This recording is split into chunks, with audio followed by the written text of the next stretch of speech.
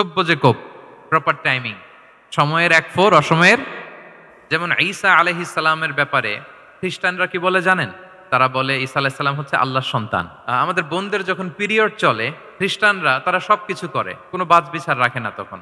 এমনকি ফিজিক্যাল ইন্টিমেসিতেও যায়। কিছুদিন আগে বোধহয় দেখলাম ওই যে ছাত্ররা যে দল করতেছে ওইটাও মধ্যমপন্থা নাম দিয়ে দিছে। আবার আজকের এই আলোচনা করে কোন বিপদে পড়ি, পরে বলবে যে তো বোধহয় ছাত্রদেরকে সাপোর্ট করতেছে ভেতরে ভেতরে। অন্তরের অন্তঃস্থল থেকে মেডিকেল দাওয়াত সোসাইটি অফ বাংলাদেশকে অভিনন্দন এবং শুভেচ্ছা জানাই, যারা প্রায় বিগত 2 মাস যাবত অনেক প্ল্যানিং, প্রোগ্রাম, অনেক ডেডিকেশন, এফোর্ট শেষে আজকের এই চমৎকার কনফারেন্স হলে এরকম চমৎকার একটি দাওয়া সেমিনারের আয়োজন করেছেন। ডক্টরস ফোরামের সাথে আমার মনে হয় এর আগে আমি এত বড় কোনো প্রোগ্রামে জয়েন করিনি। ছোট ছোট কিছু প্রাইভেট ক্লোজ মিট আপে বসার, কথা বলার সুযোগ হয়েছে। আল্লাহ শুক্রিয়া যে আজকে এই প্রোগ্রামে দেশের বিভিন্ন মেডিকেলগুলোর বা মেডিকেল কলেজগুলোর প্রফেসরস, ডক্টর, স্টুডেন্টস তারা উপস্থিত হয়েছেন এবং আমি অত্যন্ত সম্মানিত বোধ করছি যে এরকম চমৎকার একটি প্রোগ্রামে আপনারা আমাকে মেহেরবানি করে ইনভাইট করেছেন। আমি সবাইকে অনুরোধ করব যে যেহেতু আমাদের প্রফেশনাল মিডিয়া কর্মী, সাংবাদিক বন্ধুরা আছেন, ওনারা রেকর্ড করবেন, আমরা 1 ঘন্টার জন্য কি মোবাইল ফ্রি একটা সময় কাটাতে পারি কিনা, যদি আপনারা অনুমতি দেন আর কি। আপনারা একটা টপিক শুনেছেন, যে টপিকটা আজকে আমি কভার করব সেটা হচ্ছে মেথোডোলজি অফ প্রফিটিক দাওয়া and its relevance to contemporary global society. রাসূল সাল্লাল্লাহু আলাইহি ওয়াসাল্লাম কিভাবে দাওয়া কার্যক্রম পরিচালনা করতেন, ওনার মেথোডোলজি কেমন ছিল এবং বর্তমান সময়ের সাথে এর প্রাসঙ্গিকতা কেমন, এই টপিকটা নিয়ে আমি কথা বলব। তার আগে আমি শুরুতে দাওয়া ইস্যু যখনই আমার সামনে আসে তখন যেই কথাটা আমি বলি বা শেয়ার করি সেটা হচ্ছে মানহাজুল ওয়াসাতিয়্যা, মানে the balanced approach of Islam, ইসলামের যে ভারসাম্যপূর্ণ নেচার, এটা নিয়ে আমি কথা বলি। এবং আমার আলোচনার শুরুতে আমি সূরাতুল বাকারার 143 নম্বর আয়াত তেলাওয়াত করেছি, যেখানে আল্লাহ তাআলা বলছেন ওয়াকাযালিকা জাআলনাকুম উম্মাতান ওয়াসাতা লিতাকুনু শুহাদা আলান নাস। অনুরূপভাবে আমি তোমাদেরকে মধ্যমপন্থী জাতি বানিয়েছি বা মধ্যমপন্থী জাতি হিসেবে আবির্ভূত করেছি। উম্মাতান ওয়াসাতা মানে উম্মাতান আদলান ওয়া খিয়ারা, শ্রেষ্ঠ জাতি, ন্যায়পরায়ণ জাতি, এবং যারা শ্রেষ্ঠ, যারা ন্যায়পরায়ণ তারাই মূলত মধ্যমপন্থী জাতি। তো আল্লাহ তাআলা আমাদেরকে মধ্যমপন্থী জাতি বলেছেন। এই যে মধ্যম পন্থা আল ওয়াসাতিয়া, এটা ইসলামের অনেকগুলো অনন্য বৈশিষ্ট্যের মধ্যে থেকে একটি বৈশিষ্ট্য। বাট মাঝে মাঝে আমরা এই পন্থাটার কথা ভুলে যাই। ভুলে কি করি, অনেক সময় অনেক প্রান্তিক লেভেল থেকে কাজ করে ফেলি, চিন্তা করে ফেলি, অনেক সময় খুব বাড়াবাড়ি করে ফেলি, অনেক সময় ছাড়াছাড়ি করে ফেলি। বরং আমাদের থাকতে হবে মাঝামাঝি। তাহলে the first and foremost reminder today in this conference hall যে আমরা বাড়াবাড়িও করব না, ছাড়াছাড়িও করব না, আমরা মাঝামাঝি থাকবো। কোথায় থাকবো? জি, মাঝামাঝি, আল ওয়াসাতিয়া, যেটা শ্রেষ্ঠ এবং যেই মেথোডোলজির কথা কোরআন আমাদেরকে জানিয়েছে। আমি যদি এটাকে ইংরেজি করি ওয়াসাতিয়া, তাহলে ইংরেজি দাঁড়াবে এরকম যে the balanced nature of Islam, ইসলামের যেই ভারসাম্যপূর্ণ যে নেচার, এটার নাম হচ্ছে মূলত আল ওয়াসাতিয়া। আপনি যদি খেয়াল করে দেখেন যে কিভাবে আমরা অন্যান্য জাতিগোষ্ঠীর তুলনায় মধ্যমপন্থী জাতি, তাহলে দেখবেন যে আমরা যদি সাইয়েদনা ঈসা আলাইহিস সালামের ব্যাপারে কথা বলি, জেসাস ক্রাইস্টের ব্যাপারে, তাহলে দেখেন ওনার ব্যাপারে ইহুদি নাসারারা কেউ বাড়াবাড়ি করেছে, কেউ ছাড়াছাড়ি করেছে, আমরা একেবারে মিডল ওয়েতে আছি। যেমন ঈসা আলাইহিস সালামের ব্যাপারে খ্রিস্টানরা কি বলে জানেন? তারা বলে ঈসা আলাইহিস সালাম হচ্ছে আল্লাহর সন্তান। নাউযুবিল্লাহি মিন যালিক। Jesus Christ is the son of God, গডের সন্তান। তাহলে দেখেন কতটা বাড়াবাড়ি করলো, ঈসা আলাইহিস সালামকে উঠাতে উঠাতে খোদার আসনে নিয়ে বসালো। বাড়াবাড়ি হয়ে গেল না এটা? আচ্ছা, তাহলে একদল খুব বাড়াবাড়ি করলো। এবার যদি ইহুদিদের কথা চিন্তা করি, ইহুদিরা কি বলে? ইহুদিরা একেবারে উল্টো। তারা বলে ঈসা আলাইহিস সালাম হচ্ছে ইবনু জিনা, মানে জারদ সন্তান। নাউযুবিল্লাহ। দেখেন তাদের প্রত্যেকের আকীদা শোনা মাত্রই আপনাদেরকে বলা লাগতেছে না যে নাউযুবিল্লাহ বলেন, আপনারা স্বতঃস্ফূর্ত ভাবেই বলতেছেন নাউযুবিল্লাহ। তার মানে একদল বাড়াবাড়ি করলো, একদল ছাড়াছাড়ি। একদল বলল তিনি আল্লাহর সন্তান বলে একেবারে আল্লাহর উপরে উঠাই ফেলছে, আরেক দল নামাতে নামাতে একেবারে পদদলিত করলো, বলল তিনি হচ্ছেন বাস্টার্ড, মানে ইবনু জিনা, জারদ সন্তান। নাউযুবিল্লাহি মিন যালিক। একদল নিয়ে গেল একেবারে উপরে, আরেক দল একেবারে নিচে। কিন্তু আমরা কি বলি দেখেন, আমরা বলি ঈসা আলাইহিস সালাম উনি হচ্ছেন আব্দুল্লাহি ওয়া রাসূলুহু। তিনি হচ্ছেন আল্লাহ তাআলার দাস বা বান্দা এবং আল্লাহর সম্মানিত রাসূল। দেখুন কতটা ব্যালেন্স এই আকীদা। আমরা আব্দুল্লাহ বলার মধ্য দিয়ে বেসিক্যালি নাসারাদেরকে রিফিউট করি। তাদের প্রতিবাদ করি আমরা যে তোমরা যে বলেছো আল্লাহ সন্তান না, ওইদিকে উঠানো যাবে না। নিচে নামায় নিয়ে আসো। উনি আব্দুল্লাহ আল্লাহর দাস। আর রাসূলুহু সম্মানিত রাসূল বলে আমরা বেসিক্যালি ইহুদিদেরকে রিফিউট করি, তাদের প্রতিবাদ করি। আমরা বলি যে না, তোমরা যে বলেছো উনি জারজ সন্তান না, ওনার সম্মানকে পদদলিত করা যাবে না, উপরে উঠাইতে হবে। উঠায়া রাসূল ও সম্মানিত রাসূল। তাহলে নাসারাদের আকীদা থেকে আমরা নিচে নেমে আসলাম, ইহুদিদের আকীদা থেকে আমরা উপরের দিকে গেলাম। ফলে এটা কি হলো? ব্যালেন্স হলো, ভারসাম্যপূর্ণ হলো, মধ্যম পন্থা হলো। তো আশা করি মধ্যম পন্থার উদাহরণটা বুঝতে পেরেছেন। আরেকটা ছোট্ট উদাহরণ দেই। আমাদের বোনদের যখন পিরিয়ড চলে তখন নাসারারা কি করে দেখেন, খ্রিস্টানরা তারা সবকিছু করে, কোনো বাছবিচার রাখে না। তখন এমনকি ফিজিক্যাল ইন্টিমেসিতেও যায়। যখন আমাদের বোনদের পিরিয়ড চলে তখন তারা ফিজিক্যাল ইন্টিমেসিতেও যায়, কোনো বাছবিচার নাই। এটা হচ্ছে নাসারাদের অবস্থান। আর ইহুদিদের কি অবস্থান?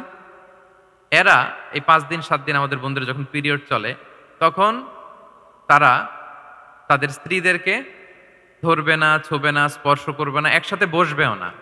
তাদের ঘরে আলাদা একটা স্পেশাল রুম রাখে, ওই রুমের ভিতরে, ওই ঘরের ভিতরে তাদের 5 দিন 7 দিন ওইখানে কাটাইতে হয়।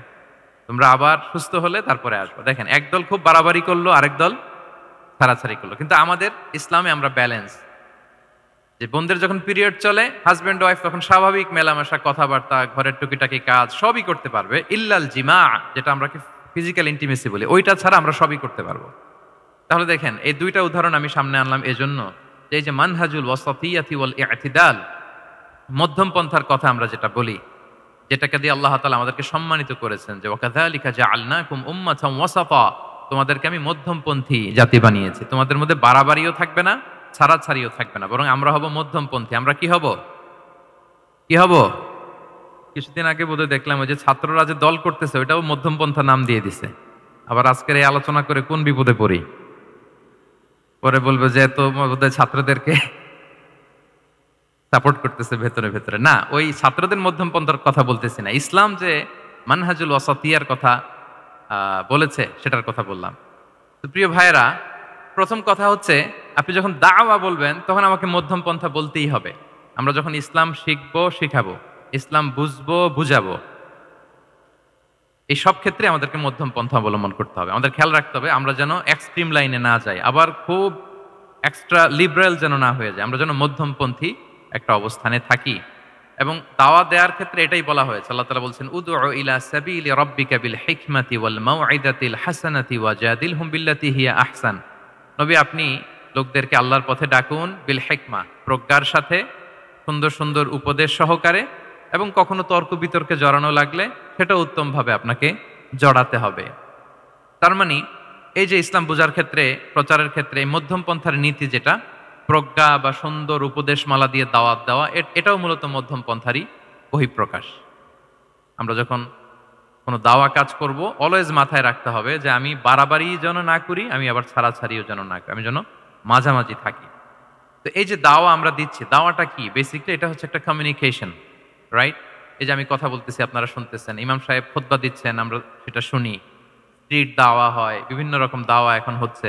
এগুলো basically communication, and this communication should be full of wisdom and beautiful advice. এটাই মূলত আল ওয়াসাতিয়া, মানহাজুল ওয়াসাতিয়া, মধ্যম পন্থা। আমি যে বিশ্ববিদ্যালয় থেকে ব্যাচেলর করেছি ওই বিশ্ববিদ্যালয়ের একটা স্লোগান আছে, মানহাজুল ওয়াসাতিয়াতি ওয়াল ইতিদাল। ওনারা মধ্যম পন্থার কথা বলে। তো আমি যেহেতু এই বিশ্ববিদ্যালয় আল আজহারের গ্রাজুয়েট, আমি যেখানেই যাই একটু করে আমি এই আল ওয়াসাতিয়ার কথাটা বলি প্রিয় ভাইরা। তো দাওয়া যেহেতু কমিউনিকেশন, আমরা ওরাল দাওয়া দিয়ে থাকি, কিন্তু বেসিকলি ওরাল দাওয়ার চেয়ে যেটা প্র্যাকটিক্যাল দাওয়া, থিওরিটিক্যাল দাওয়ার চেয়ে প্র্যাকটিক্যাল দাওয়াটা এটা বেশি ইফেক্টিভ, বেশি প্রোডাক্টিভ। আমরা যখন তাফসির মাহফিল করি, আমরা খুতবা দেই, আলোচনা করি, এটা থেকে তো মানুষ শিখে। কিন্তু আমি যদি আমার আচরণ দিয়ে কোনো একটা মেসেজ দিতে পারি, ওইটা মানুষের হৃদয়ে বেশি দাগ কাটে, বেশি মনে থাকে, খুব বেশি মনে থাকবে। এটার সুযোগ আপনাদের বেশি। যেমন আমি যদি একটা কোরআনের আয়াতের কথা বলি, এটার খুব একটা মূল্যায়ন নাই, কারণ উনি হুজুর মানুষ, উনি তো কোরআনই বলবে।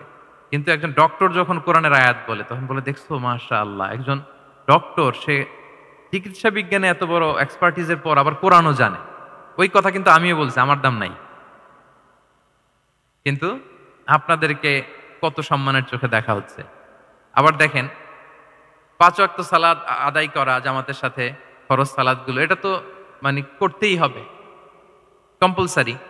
এটা করে তো খুব বেশি ক্রেডিট নেওয়ার কিছু নাই, তো আমরা সবাই পড়ি। কিন্তু একজন ডাক্তার যখন নামাজ পড়ে, খেয়াল করে দেখবেন, একজন ডক্টর যখন চেম্বারে রুগীদেরকে রেখে বলে যে ওখানে যদি লেখা থাকে যে সালাতের সময় বিরতি থাকবে, বা বলা হয় যে এই ডাক্তার কিন্তু রুগী বসিয়ে রেখে নামাজটা পড়ে এসে আবার রুগী দেখা শুরু করে, এটা সবাই খুব পজিটিভলি নেয় যে দেখো এত ব্যস্ততার পরেও চাইলে এই সময় রুগী দেখতে পারতো, কিন্তু উনি নামাজ পড়ে। দেখেন, একই করণের কথা আমিও বললাম, আপনিও বললেন, আপনার মর্যাদা কত বেশি। আমিও জামাতে নামাজ পড়ি, ইমামতি করাই, আর আপনি যে একটু তাড়াতাড়ি করে নামাজটা পড়ে চলে আসেন, এটাতে আপনার এপ্রিসিয়েশন কত বেশি। তো এভাবে আপনাদের কিন্তু দাওয়া কাজ করার সুযোগ অনেক বেশি, কারণ এটা অনেক মানে নোবেল একটা প্রফেশন, মহৎ পেশা। আপনারা জনগণকে সরাসরি সেবা দেওয়ার যে ব্যাপারটা, এটার সুযোগ আছে। যুদ্ধ বিধ্বস্ত আপনি আহতদেরকে সেবা দিতে পারেন, আগুনে পোড়া রোগীদেরকে সেবা দিতে পারেন, দুরারোগ্য ব্যাধি তার আর যাওয়ার জায়গা নেই, আপনি সেবা দিতে পারতেছেন। যে কোনো রোগ বালাই, যে কোনো পরিস্থিতিতে যখন একজন মানুষ অসুস্থ হয় তখন আপনি সেবা দিচ্ছেন, তখন তার মনটা কিন্তু খুব নরম থাকে, তার মধ্যে একটা অসহায়ত্ব কাজ করে। ওই একটা অসহায় মানুষ, তার মনটা খুব নরম, ওই রকম একটা সিচুয়েশনে তারা আপনাদের দ্বারস্থ হয়। ফলে আপনাদের কিন্তু দাওয়া কাজ করার সুযোগ অনেক বেশি, এবং সেক্ষেত্রে ওরাল দাওয়ার চেয়ে আপনার যে প্র্যাকটিক্যাল দাওয়া, এটার ইফেক্ট অনেক বেশি। মানে আপনার চলনে বলনে, আপনার কথনে কথায়, আপনার ব্যক্তিত্বে, পার্সোনালিটিতে, এটার মাধ্যমে যে দাওয়া ফুটে ওঠে, ওইটা বেশি ইফেক্টিভ। নিজের আচরণ দিয়ে যে মেসেজটা দেওয়া যায়, এটা সবচেয়ে ইফেক্টিভ। আপনার লেনদেন, আপনার ডিলিংস কেমন, আপনি মানুষ হিসেবে কেমন, এটা সবচেয়ে পাওয়ারফুল দাওয়া। উমরে ফারুক রাদিয়াল্লাহু তাআলা আনহু, উনি ওনার ছাত্রদেরকে প্রায়ই বলতেন, উমরে ফারুক রাদিয়াল্লাহু তাআলা, উনি বলতেন যে কুনু দুআতান ইলাল্লাহি ওয়া আনতুম সামিতুন, যে তোমরা আল্লাহর রাস্তায় দাওয়াতি কাজে বের হয়ে যাও এমন অবস্থায় যে তোমরা চুপচাপ। তো ছাত্ররা বলতো, দাওয়াতি কাজও করতে বলতেছেন, আবার চুপচাপও থাকতে বলতেছেন, এটা আবার কিভাবে দাওয়াত দিব? তো উমর ফারুক রাদিয়াল্লাহু তাআলা আনহু বলতেন, বি আখলাকিকুম, তোমাদের আখলাক দিয়ে দাওয়াত দাও। আখলাক দিয়ে দাওয়াত দেওয়া যায় না? বলেন তো, আখলাক দিয়ে দাওয়াত দেওয়া যায় কি যায় না? যায়। এই আখলাক দিয়ে যে দাওয়াত, এটা অনেক পাওয়ারফুল। 10টা তাফসীর মাহফিল করে আমি এটা করতে পারবো না। আপনি আপনার আখলাক দিয়ে, আপনার ব্যক্তিত্ব দিয়ে, আপনার লেনদেন, হ্যাঁ, এগুলো দিয়ে আপনি যে দাওয়াটা দিতে পারবেন, অন্য অনেক কিছু দিয়ে সেটা হবে না। এজন্য ওমরে ফারুক বলতেন, কুনু দুআতান ইলাল্লাহি ওয়া আনতুম সামিতুন, আল্লাহর রাস্তায় দায়ী হয়ে বের হও কিন্তু চুপচাপ। কিভাবে? বলে বি আখলাকিকুম, তোমাদের আখলাক দিয়ে। এটা বেশি পাওয়ারফুল। এবং রাসূল সাল্লাল্লাহু আলাইহি ওয়াসাল্লামের ব্যাপারে যখন জিজ্ঞেস করা হতো আম্মাজান আয়েশা রাদিয়াল্লাহু তাআলা আনহাকে যে রাসূল সাল্লাল্লাহু আলাইহি ওয়াসাল্লামের আচরণ কেমন ছিল, তখন আম্মাজান আয়েশা বলতেন যে কানা খুলুকুহু আল কোরআন, কোরআনই ছিল রাসূল সাল্লাল্লাহু আলাইহি ওয়াসাল্লামের চরিত্র। পুরো কোরআনে 30 পারায় থিওরিটিক্যালি যা বলা আছে রাসূল সাল্লাল্লাহু আলাইহি ওয়াসাল্লামের জীবনীতে, প্র্যাকটিক্যালি সেটা দেখানো আছে। Mobile should be in pocket. ভাইজান খুব দায়িত্বশীলতার সাথে একেবারে সামনে থেকে রেকর্ডিং করতেছেন, মাশাআল্লাহ। ওই যে শুরুতে বলছি যে সবাইকে দায়িত্বশীল হইতে হবে। আম্মাজান আয়েশা বলতেন, কানা খুলুকুহু আল কোরআন, রাসূল সাল্লাল্লাহু আলাইহি ওয়াসাল্লামের চরিত্র ছিল কোরআন। ইনদামা রাসূলুল্লাহ সাল্লাল্লাহু আলাইহি ওয়াসাল্লাম ইয়ামশি আলাল আরদ কাআন্নাল কোরআনা ইয়ামশি আলাই, রাসূল সাল্লাল্লাহু আলাইহি ওয়াসাল্লাম যখন মদিনার রাস্তা দিয়ে হেঁটে যেতেন, as if a living Quran is walking on the street, মনে হতো একটা জীবন্ত কোরআন রাস্তা দিয়ে হেঁটে হেঁটে যাচ্ছে। তো তাহলে we should try to be a living দাঈ, জীবন্ত দাঈ, প্র্যাকটিক্যাল দাঈ। এটা যদি আমরা হইতে পারি, তাহলে অনেক বেশি ইম্প্যাক্ট করা যাবে সোসাইটিতে, অনেক ইনফ্লুয়েন্স করা যাবে। যেটা বললাম যে আমাদের সততা, আচরণ, ব্যক্তিত্ব, পার্সোনালিটি, এগুলো দিয়ে আমরা যে দাওয়াটা দিতে পারি, ওরাল দাওয়া, বক্তব্য দিয়ে, এটা অনেক সময় সম্ভব হয় না। এবং ডাক্তারদের জন্য এটা অনেক বড় একটা সুযোগ।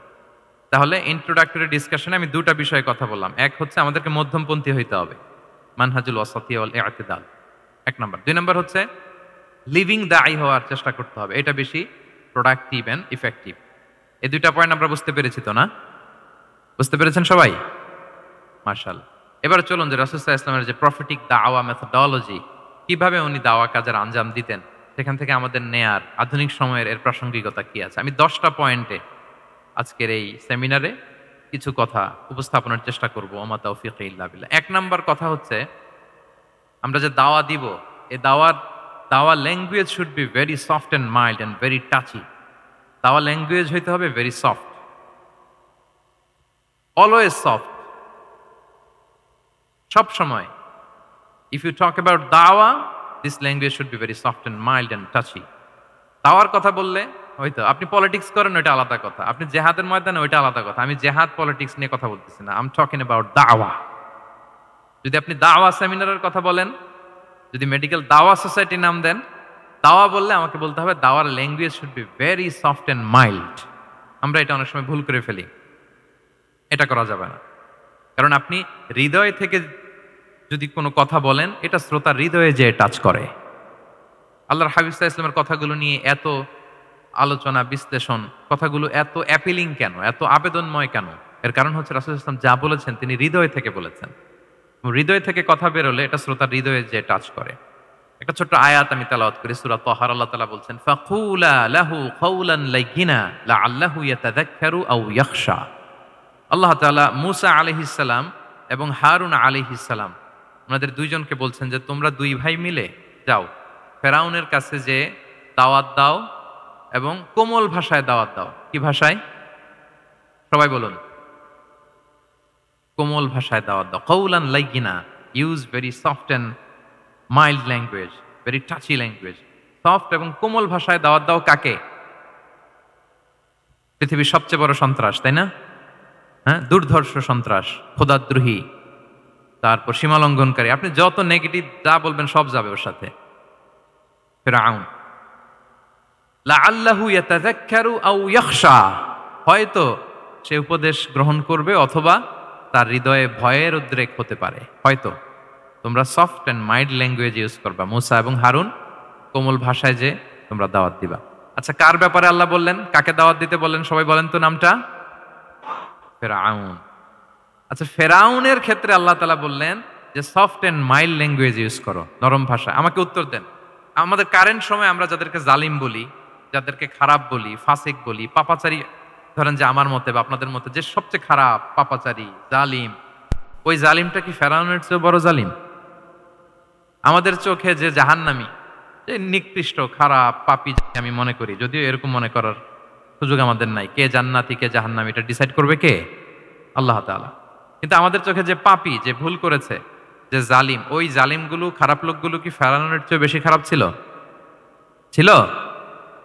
ওই ফেরাউনের ক্ষেত্রে আল্লাহ বলেছেন ফাকুলা লাহু কাওলান লাইয়িনা, সফট ল্যাঙ্গুয়েজ ইউজ করো মূসা এবং হারুন, কোমল ভাষা ব্যবহার করো। হয়তো তার ভুল ভেঙে যাবে, হয়তো সে উপদেশ গ্রহণ করবে। তো তাহলে দেখেন কত বড় ভুল আমরা করি। আমরা মাঝে মাঝে এমন অ্যাটাকিং মুডে কথা বলি, এমন আগ্রাসী হয়ে কথা বলি, ওর মানার এক সুযোগ থাকলেও ও মানবে না। কি বলেন? যাও মানার একটু ইচ্ছা ছিল, আমার এই অ্যাটিটিউডের কারণে সে আর এটা শুনবে না। এটাই মানুষের স্বভাব। আপনি আগ্রাসী হয়ে, অ্যাটাকিং হয়ে কথা বলে মানুষ এটা শোনে না। তাহলে দাওয়ার প্রফিটিক এক নাম্বার মেথোডোলজি হচ্ছে দাওয়ার ল্যাঙ্গুয়েজ হইতে হবে very soft and very mild. আল্লাহ তাআলা সূরাতু আলে ইমরানে বলছেন, ফাবিমা রাহমাতিম মিনাল্লাহি লিনতা লাহুম ওয়ালাউ কুনতা ফাদ্দান গালিযাল কলবি লানফাদ্দু মিন হাওলিক। নবী হে, আল্লাহর অনুগ্রহে, আল্লাহর রহমতে আপনি কোমল ভাষী হয়েছেন। আপনি কোমল ভাষী না হয়ে যদি রূঢ় ভাষী হতেন, তাহলে মানুষজন আপনার কাছ থেকে ভেগে ভেগে পালাতো।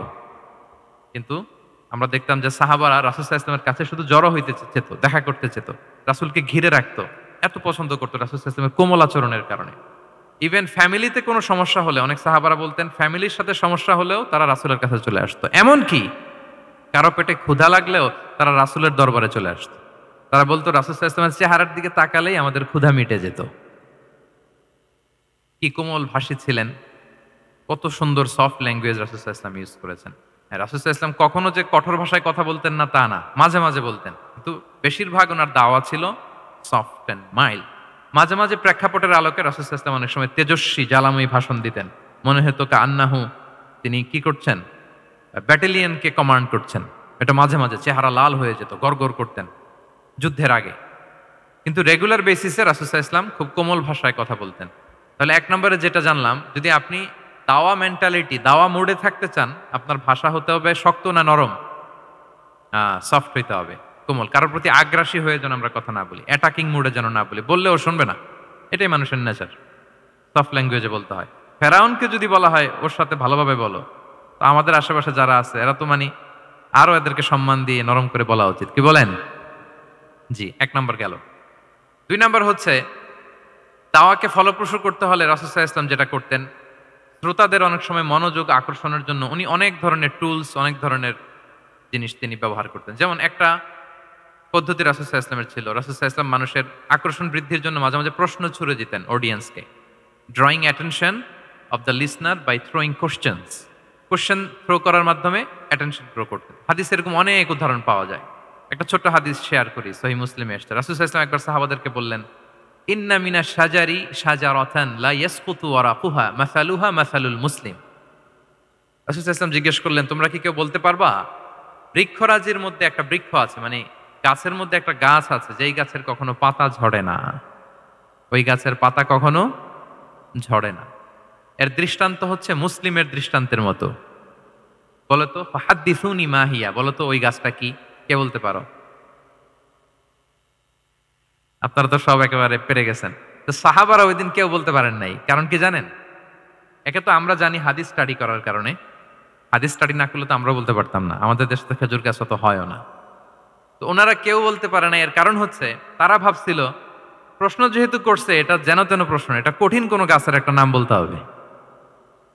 তো বাড়ির পাশে যে খেজুর গাছ, মদিনার অলিতে গলিতে যে খেজুর গাছ ভর্তি, এই দিকে আর ওনাদের অ্যাটেনশন যায় না। ওনারা চলে গেছে মরুভূমিতে, ইয়ামানে, তারপর একেবারে ডেজার্টের মাঝখানে কি কি ক্যাকটাস, গুলমলতা, কি কি গাছ আছে ওগুলো আওড়াচ্ছে মনে মনে। ভাবতেছে যে খেজুর গাছের কথা তো রাসূল সাল্লাল্লাহু আলাইহি ওয়াসাল্লাম আমাদের জিজ্ঞেস করার কথা না, এ তো আমাদের গাছ, বাড়ির পাশের গাছ। তো কেউই আর বলতে পারে নাই। এরপর রাসূল সাল্লাল্লাহু আলাইহি ওয়াসাল্লাম যখন দেখলেন সবাই অপারগ, রাসূল সাল্লাল্লাহু আলাইহি ওয়াসাল্লাম বললেন, ইন্নাহা আন-নাখলা, এটা হচ্ছে খেজুর গাছ, ডেট প্লান্ট। তো আব্দুল্লাহ ইবনে উমর রাদিয়াল্লাহু তাআলা আনহু বাড়িতে যাওয়ার পরে ওমরে ফারুককে তার বাবাকে বললেন যে, বাবা, আজকে যে রাসূল সাল্লাল্লাহু আলাইহি ওয়াসাল্লাম প্রশ্ন ছুড়ে দিলেন আপনারা যে কেউ পারলেন না, উত্তরটা কিন্তু আমি পারতাম। তো ওমরে ফারুক বললেন, বলো কি তুমি পারতা? তো বললা না কেন? তুমি আজকে উত্তর দিতে পারলে তো রাসূলের সামনে আমার বুকটা এত বড় হয়ে যেত, মানে লাল উট পেলে আরবরা যেই খুশি, আমি এর চেয়ে বেশি খুশি হতাম। তখন উনি বললেন যে আপনি পারতেছেন না, অন্যান্য বয়স্ক সাহাবারা পারতেছে না, মুরব্বীরা কেউ যেহেতু বলে নাই, আমি বিনয়ের খাতিরে উত্তরটা দেই নাই, কিন্তু আমি জানতাম যে এটা খেজুর গাছ। তো এই প্রশ্ন ছুড়ে দিয়ে কিন্তু আমরা মানুষের দৃষ্টি আকর্ষণ করতে হবে। আপনারা তো মানে প্রশ্ন ছড়াই তো আপনাদের কাজ, যে কি অবস্থা, শরীরটা কেমন, পেট ঠিক আছে কিনা, ঘুম হয় কিনা, কমন প্রশ্ন না আপনাদের? আপনাদের কাছে গেলেই তো প্রথমে জিজ্ঞেস করে যে হজম হয় কিনা, তারপর ঘুম আসে কিনা, এই হয় কিনা, অনেক প্রশ্ন আপনারা করেন। তো এইভাবে আপনি যদি আস্তে আস্তে প্রশ্নের ছলে যদি তাকে আপনি দাওয়া দিতে চান, আপনি কিন্তু দিতে পারেন। এটা রাসূল সাল্লাল্লাহু আলাইহি ওয়াসাল্লামের একটা দাওয়া মেথোডোলজি ছিল। 2টা বলে ফেললাম। একটা হচ্ছে দাওয়ার ল্যাঙ্গুয়েজ হতে হবে অনেক শক্ত, নাকি? হ্যাঁ, নরম, সফট এন্ড মাইল্ড। 2 নাম্বার হচ্ছে প্রশ্ন ছুড়ে দিয়ে শ্রোতাকে আকর্ষণ করা, মনোযোগ আকর্ষণ করা। 3 নাম্বার ভিজুয়াল এক্সপ্লেনেশন। রাসূল সাল্লাল্লাহু আলাইহি ওয়াসাল্লাম এটা করতেন যাতে করে আরো সহজে বোঝানোর জন্য। এটা নিশ্চয়ই আপনারা করেন। রাসূল সাল্লাল্লাহু আলাইহি ওয়াসাল্লামের দাওয়া জিন্দেগিতে দেখা যায় প্রায় সময় কিছু উনি ভিজুয়াল এক্সপ্লেনেশন নিয়ে এসেছেন সাহাবাদের সামনে, যাতে করে সাহাবারা to get a better idea of the issue, আরো ইজিলি বুঝতে পারেন। যেমন একবার রাসূল সাল্লাল্লাহু আলাইহি ওয়াসাল্লাম অনাথ ইয়েতিমদেরকে যারা দেখভাল করে তাদেরকে মর্যাদা, এটা বোঝাতে যে রাসূল সাল্লাল্লাহু আলাইহি ওয়াসাল্লাম 2 আঙ্গুল উঁচু করে একবার বললেন যে আনা ওয়া কাফিলুল ইয়াতীমি ফিল জান্নাতি কাহাতাইন। আমার আঙ্গুল দুটো দেখতে পাচ্ছেন আপনারা সবাই? 2টা আঙ্গুল উঁচু করেন তো এভাবে। মানুষ তো মনে করবে ভিক্টরি সাইন দেখাই দিছে আমরা। এই যে, তো রাসূল সাল্লাল্লাহু আলাইহি ওয়াসাল্লাম বললেন আনা ওয়া কাফিলুল ইয়াতীমি কাহাতাইন, হাত নামান। অর্থাৎ আমি এবং এতিমের রক্ষণাবেক্ষণকারী কিয়ামতের দিন এভাবে কাছাকাছি প্রতিবেশী হয়ে থাকব। এই 2টা আঙ্গুলের মাঝখানে যেমনি খুব একটা স্পেস নাই, গ্যাপ নাই, মানে একেবারে কাছাকাছি, নেইবরিং ফিঙ্গার, রাইট? আমি এবং এতিমের রক্ষণাবেক্ষণকারী এইভাবে নেইবর হয়ে থাকবো। এই যে ভিজুয়াল এক্সপ্লেনেশন দেখছেন? এই যে দাওয়ার মধ্যে মাঝে মাঝে এরকম ভিজুয়াল এক্সপ্লেনেশন করতে হবে যাতে করে শ্রোতারা বুঝে। রাসূল ইসলাম এটা করেছেন। আচ্ছা, মুসনাদে আহমদে এক হাদিস এসেছে, রাসূল ইসলাম একবার খেজুরের একটা ডাল নিয়ে মরুভূমির মধ্যে একটা দাগ টানলেন। খাত্তালানা রাসূলুল্লাহ সাল্লাল্লাহু আলাইহি ওয়াসাল্লাম খাত্তান, একটা স্ট্রেইট লাইন দিয়ে রাসূল সাল্লাল্লাহু আলাইহি ওয়াসাল্লাম বললেন এটা হচ্ছে সিরাতুল মুস্তাকিম। সাহাবাদের দৃষ্টি আকর্ষিত হলো, সবাই মনোযোগী হয়ে উঠলো, তাই নাকি? সিরাতুল মুস্তাকিম, যে দোয়া আমরা প্রতিদিন করি, ইহদিনাস সিরাতাল মুস্তাকিম, খেজুরের ডাল দিয়ে স্ট্রেট লাইন কেটে বললেন এটা হচ্ছে সিরাতুল মুস্তাকিম। এবার ওই খেজুরের ডাল দিয়ে ডানে বায়ে অনেকগুলো ছোট ছোট দাগ কাটলেন আর বললেন হাযিহি সুবুলুশ শায়তান, এগুলো হচ্ছে শয়তানের রাস্তা, এটা হচ্ছে মুস্তাকিম সোজা রাস্তা যেটা জান্নাতে যায়। আর ডানে বায়ে অনেকগুলো দাগ কাটলেন, ডেকে বললেন এই প্রতিটি রাস্তায় একটা করে শয়তান বসে থাকে আর সে তোমাদেরকে টেম্পটেশন দিতে থাকে, প্রভোকেশন করতে থাকে, ধোঁকা দিতে থাকে, ওয়াসওয়াসা দিতে থাকে। ডানে বায়ে না তাকিয়ে এই সিরাতুল মুস্তাকিমের পথেই অবিচল থাকতে হবে ইনশাআল্লাহ বলেন। তাহলে দেখেন মরুভূমির মাঝখানে তখন তো আর ওই যে এলইডি প্রজেক্টর থাকলে হয়তো রাসূল সাল্লাল্লাহু আলাইহি ওয়াসাল্লাম ওইটাই ব্যবহার করতেন, আমরা এটা এখন করতে পারি বোঝানোর জন্য। রাসূল সাল্লাল্লাহু আলাইহি ওয়াসাল্লাম খেজুরের ডাল দিয়ে মরুভূমির মধ্যে দাগ কেটে সাহাবীদেরকে এই ভিজুয়াল এক্সপ্লেনেশন দিলেন এবং সাহাবারা খুব সহজে বুঝতে পারলেন যে কোনটা সিরাতুল মুস্তাকিম কোনটা সিরাতুশ শাইতান। এভাবে রাসূল সাল্লাল্লাহু আলাইহি ওয়াসাল্লাম ভিজুয়াল এক্সপ্লেনেশন ইউজ করতেন। আমরা বিশ্বাসীরা যে ভাই ভাই, মুমিনরা যে ভাই ভাই, আমাদের সম্পর্ক যে কত সুদৃঢ় মজবুত, এটা বোঝাতে যে একবার রাসূল সাল্লাল্লাহু আলাইহি ওয়াসাল্লাম বললেন আল মুমিনু লিল মুমিনি কাল বুনিয়ান, বিশ্বাসীরা তাদের সম্পর্ক হচ্ছে কাল বুনিয়ান, একটা সুদৃঢ় প্রাচীরের মতো, সীসা ঢালা প্রাচীরের মতো। ইয়াশুদ্দু বা'দুহু বা'দা, যেটার এক পাশ আরেক পাশকে মজবুত করে। Strengthening one part the others, এক পার্ট আরেক পার্টকে মজবুত করে। যেমন এই বিল্ডিং এদিকে ভেঙে ফেললে এটা নড়বড়ে হয়ে যাবে। তিনি বুঝালেন যে সুদৃঢ় প্রাচীরের মতো হচ্ছে বিশ্বাসীদের সম্পর্ক। এটা বলে ওয়াসাব্বাকা বাইনা আসাবিহি, মানে ডান হাতের আঙ্গুলগুলো বা হাতের ভেতরে ভেবে ঢুকিয়ে দিলেন, বললেন যে এরকম মজবুত। সুবহানাল্লাহ। এই যে এই হাতের আঙ্গুলগুলো এই হাতে ঢুকিয়ে এরকম চাপ দিলে খুব শক্ত হয় না, মজবুত হয় না? রাসূল সাল্লাল্লাহু আলাইহি ওয়াসাল্লাম বললেন আমাদের বন্ধন হচ্ছে এরকম সুদৃঢ় মজবুত, সুদৃঢ় সীসা ঢালা প্রাচীরের মতো। আল্লাহু আকবার। তাহলে এই যে ভিজুয়াল এক্সপ্লেনেশন রাসূল সাল্লাল্লাহু আলাইহি ওয়াসাল্লাম বোঝানোর জন্য এই যে এরকম দাগ কাটা, কখনো এইভাবে, হাদিসে এরকম অনেক পাওয়া যায়। আমি অল্প কয়েকটা সময়ের টাইম কনস্ট্রেন্টের কারণে অল্প কয়েকটা নিয়ে আসলাম। তাহলে এটা রাসূল সাল্লাল্লাহু আলাইহি ওয়াসাল্লামের একটা দাওয়া মেথোডোলজি ছিল, বোঝানোর জন্য কত ইজিয়েস্ট ওয়েতে তিনি অডিয়েন্সের কাছে পৌঁছাতে পারেন। তিনি প্রয়োজনে ভিজুয়াল এক্সপ্লেনেশনের সহায়তা নিতেন। কয়টা গেল মেথোডোলজি? 3টা। আচ্ছা, 4 নাম্বার হচ্ছে গ্রাজুয়ালিটি, ধীরে ধীরে ধাপে ধাপে দাওয়া পরিচালনা করা, দাওয়া কাজ করা। এটাতে অনেক সময় আমরা ভুল করে ফেলি। আমরা অনেক সময় একটু রাশিং মেন্টালিটিতে থাকি, তাড়াহুড়ো। একজন ভাই নতুন দিনে ফিরছে, আগে হয়তো সংশয়বাদী ছিল, নাস্তিক ছিল, প্র্যাকটিস করতো না, এখন সে প্র্যাকটিসের ইচ্ছা করছে। এই সুযোগ পেয়ে আমি তারে বলা শুরু করলাম নামাজ পড়তে হবে, রোজা রাখতে হবে, জাকাত দিতে হবে, তোমার ওয়াইফকে পর্দা করাইতে হবে, হালাল হারাম ও কয়েক সারছে, আমার সম্ভব না। ও বলবে ভাই আগে যা ছিলাম ওইটাই ভালো ছিল, এতগুলো তো আমি মানতে পারবো না। তো এই যে আপনি তাকে দিন থেকে ভাগালেন, আপনার দাওয়া মেথোডোলজি জানা না থাকার কারণে আপনি তাকে ভাগালেন। একসাথে আপনি এত কথা বলবেন না। নতুন যখন কেউ দিনে ফিরে তাকে আপনি একসাথে এত কথা বলবেন না। নতুন যখন কোনো বোন ইসলামে আসতে চায় তাকে আপনি কঠিন করে বলবেন না। উপরে আমাদের বোনরা আছে, তাদেরকেও আমি বলবো সহজ করে বলেন। প্রথমে নামাজের কথা বলেন, নামাজ আস্তে আস্তে পড়ুক যতটুকু পারুক। প্রথমে হয়তো 5 ওয়াক্ত পারবে না, 1 ওয়াক্ত 2 ওয়াক্ত দিয়ে শুরু করবে, এরপর আস্তে আস্তে 5 ওয়াক্ত যাবে। এরপর তাকে একটু শালীন পোশাকের কথা বলেন যে তুমি একটু শালীন পোশাক পরো, সেফটি সিকিউরিটির জন্য ভালো। সেটাতে অভ্যস্ত হলে তাকে হেজাবের দাওয়াত দিবেন আপনি, হেজাবে অভ্যস্ত হলে নেকাবে দাওয়াত দিবেন আপনি। এইভাবে গ্রাজুয়ালিটি, ধাপে ধাপে, একসাথেই কঠিন করে দিনকে উপস্থাপন করা যাবে না। দাওয়া ইজ এ গ্রাজুয়াল প্রসেস। হ্যাঁ, গ্রাজুয়ালি যাইতে হবে। Beginning with the most important issue first, তারপর যেটা ইম্পর্টেন্ট, তারপর যেটা ইম্পর্টেন্ট, ধাপে ধাপে আপনি তাকে বলবেন। আপনারা নিশ্চয়ই সবাই মদ হারাম হওয়ার যে স্টেপগুলো আছে জানেন না? কয়বারে হারাম হয়েছে? 3 বারে। ওয়াসআলুনাকা আনিল খামরি ওয়াল মাইসির কুল ফীহিমা ইসমুন কাবীরু ওয়া মানাফিউ লিন-নাস ওয়া ইসমুহুমা আকবারু মিন নাফিহিমা।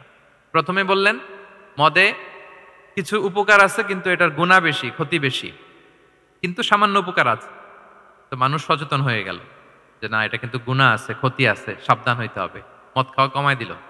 আচ্ছা, এরপর বলা হলো ওয়ালা তাকরাবুস সালাতা ওয়া আনতুম সুকারা, মাতাল হয়ে মদ খাওয়া অবস্থায় নামাজে যেও না।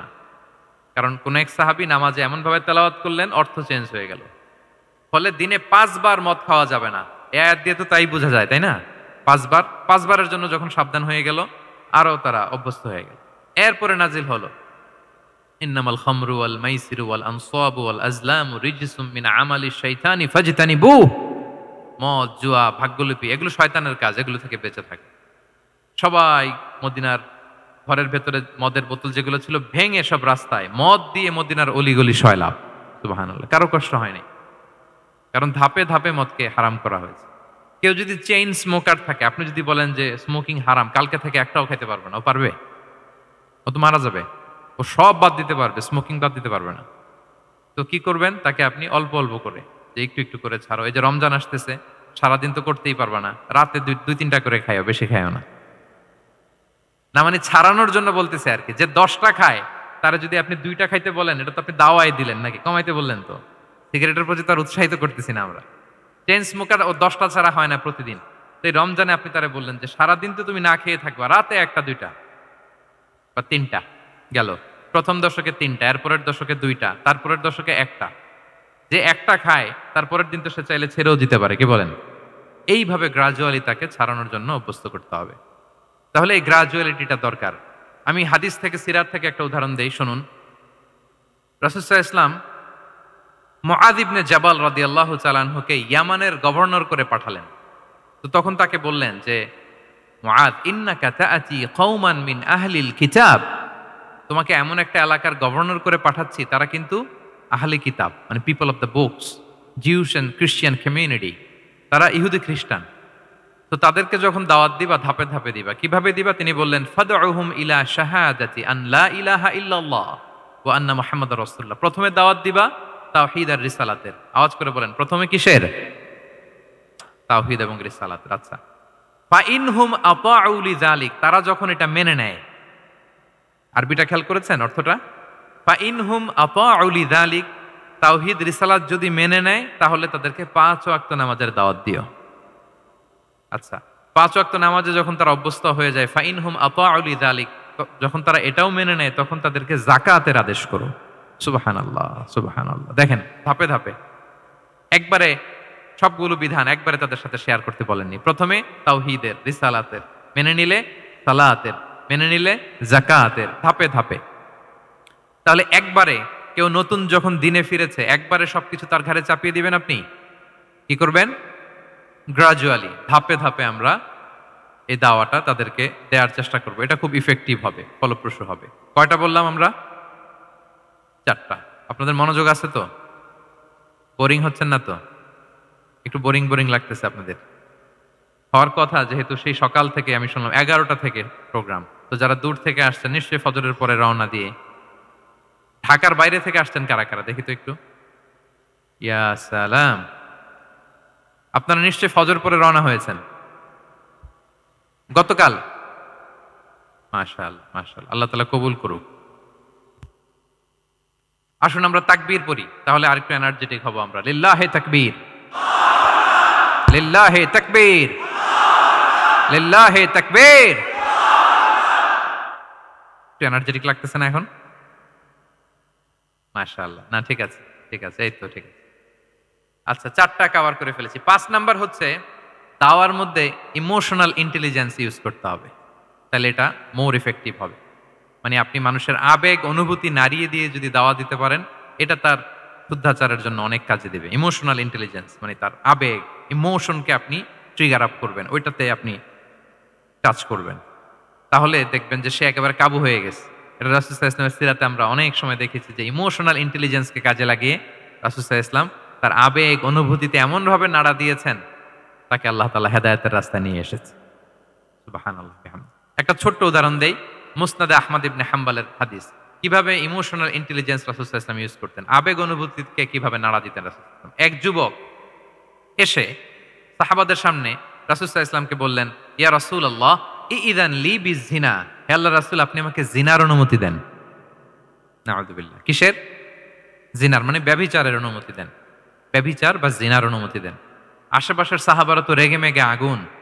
ফাআকবালাল কওমু আলাইহি ফাজাজারুহ, সবাই তাকে দৌড়ে ধরতে গেল আর ধমকাতে লাগলো, ছি ছি ছি, মাহ মাহ। আমরা যেটা বাংলায় বলি ছি ছি, আরবিতে ওনারা কি বলে? মাহ মাহ, ছি ছি। কি বলো তুমি? লজ্জা শরমের মাথা খেয়ে তুমি রাসূলুল্লাহর দরবারে এসে বলতেছো, হে আল্লাহর রাসূল, আপনি জিনার অনুমতি দেন? যে রাসূল আল্লাহর পক্ষ থেকে বাণী শোনায়, ওয়ালা তাকরাবুজ জিনা, তোমরা ব্যভিচারের নিকটবর্তীও হয়েও না, আর তুমি সেই নবীর কাছে এসে আবদার করতেছো জিনার অনুমতি দেন?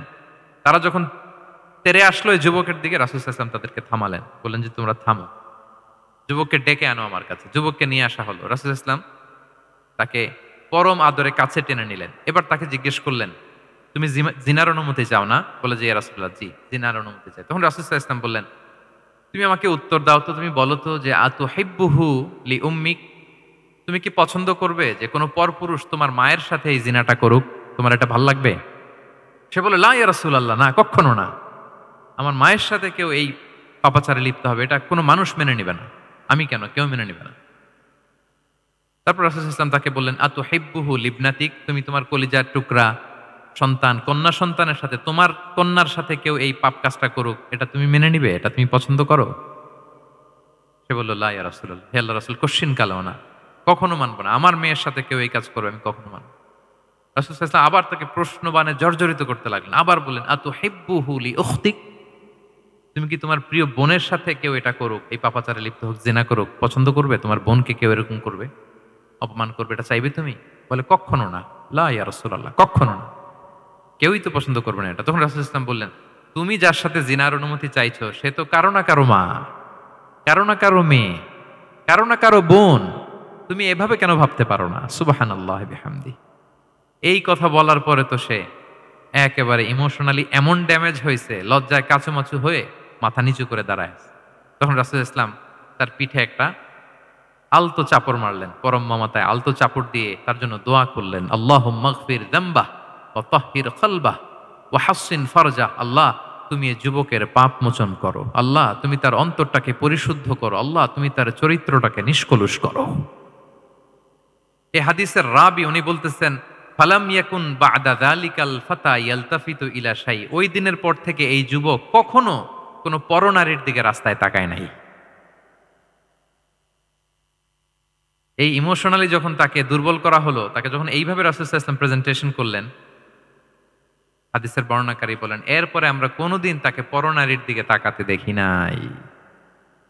তার হৃদয়টাকে আল্লাহ তাআলা পরিশুদ্ধ করে দিন। রাসূল সাল্লাল্লাহু আলাইহি ওয়াসাল্লাম ইউযাক্কিহিম, কিভাবে মানুষকে পরিশুদ্ধ করতে দেখেন, কিভাবে তার আবেগ অনুভূতিকে নাড়িয়ে তার চিন্তার জগতে আলোড়ন সৃষ্টি করে তাকে এমন ভাবে কাবু করলেন যে রাসূল সাল্লাল্লাহু আলাইহি ওয়াসাল্লাম যেই দিকে তাকে গাইড করতেছে এখন সে সেদিকেই যেতে বাধ্য। তো এইটা আমাদেরকে করতে হবে, ইমোশনাল ইন্টেলিজেন্স কাজে লাগিয়ে মানুষের আবেগ অনুভূতিতে নাড়া দিয়ে যদি আপনি তাকে কোনো কথা, কোনো বার্তা, কোনো নাসিহাত করেন, তখন সেটা সে শোনে। এমন শোনা শুনে এমনভাবে সে হেদায়েতের পথে আসে যেটা আমরা কল্পনাও করতে পারি না। তাহলে এটা যেন আমরা করি, এটা খুবই প্রোডাক্টিভ, এটা খুবই ইফেক্টিভ, এটা খুবই ফ্রুটফুল, কাজে দেয় মানুষকে ইমোশনালি তাকে দাওয়া দেওয়া। এই পয়েন্টটা বুঝতে পেরেছেন তো সবাই, না? আলহামদুলিল্লাহ। কয়টা গেল? 5টা। 6 নাম্বার মেথোডোলজি হচ্ছে দাওয়া should be full of love. দাওয়া বললে এটার সাথে লাভ থাকতে হবে, লাভ, ভালোবাসা। যদি আপনি দাওয়া বলেন, এখানে লাভ থাকতে হবে। ইট কামস উইথ লাভ, ভালোবাসা। ভালোবাসা দিয়ে আপনি মানুষের হৃদয় জয় করতে হবে। আমরা দায়ীরা অনেক সময় বেশি জাজমেন্টাল হয়ে যাই। আরব শায়েকরা বলে যে নাহনু দুআত লাসনা কুদাত, আমরা দায়ী, আমরা জাজ নই, উই আর নট জাজেস। আমাদের অনেক দায়ীরা আমরা ভুল করে ফেলি, আমরা বলি যে ও খারাপ, ও এটা, ও জাহান্নামী, ও খারিজ, এরকম আমরা সবাইকে নাকচ করি। মনে হয় যেন সবাইরে জাহান্নামে পাঠাই, আমি একা জান্নাতে যেতে পারলেই সফল। আচ্ছা বলেন তো, সব গেল জাহান্নামে, আপনি একা শুধু জান্নাতে, ভাল লাগবে আপনার? এই যে আজকে আমরা এখানে সবাই ছাত্র, শিক্ষক, ডিস্টিংগুইশ গেস্টরা, উপরে আমাদের বোনরা, কত ভালো লাগতেছে না? ধরেন যে 2500 সিটিং ক্যাপাসিটির এই চীন মৈত্রী সম্মেলন কেন্দ্রে কেউ নাই, শুধু আপনি একা। এই বিশাল হল রুমে কেউ নাই, আপনি একা, ভাল লাগবে? তখন মিস্টার বিনের মতো হা হু করা লাগবে, শুধু একা একা, ঠিক না? তো সবাইকে জাহান্নামে পাঠিয়ে শুধু আমি জান্নাতে গেলে এটা আমার ভাল লাগবে না ওই জান্নাতে। তা আমরা কিভাবে আমাদের জান্নাতের দলকে ভারী করতে পারি, এই চেষ্টাটা আমাদের বেশি বেশি করতে হবে, কি বলেন? তাহলে দাওয়া should be full of love, কারণ ভালোবাসা দিয়ে যা জয় করা যায়, কঠোরতা দিয়ে তা পারা যায় না। ভালোবাসা দিয়ে আপনি যেটা করতে পারবেন, কঠোরতা দিয়ে কখনো সেটা করতে পারবেন। আসুন আমরা হাদিস থেকে শুনি, সিরাত থেকে শুনি। আল্লাহর হাবিব সাল্লাল্লাহু আলাইহি ওয়াসাল্লাম মসজিদে নববীতে বসে আছেন সাহাবাদেরকে নিয়ে। হঠাৎ এক বেদুইনের আগমন। বেদুইন মানে যার মধ্যে নগর জীবনের কোনো নিয়ম কানুন সে দেখেনি, জানে না, বুঝে না।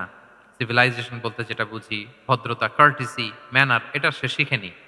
এরকম এক বেদুইন অনেক দূর পল্লী থেকে মদিনার মসজিদে নববীতে এসেছে, কিন্তু সে ইসলাম ধর্ম গ্রহণ করেছে, মুসলিম।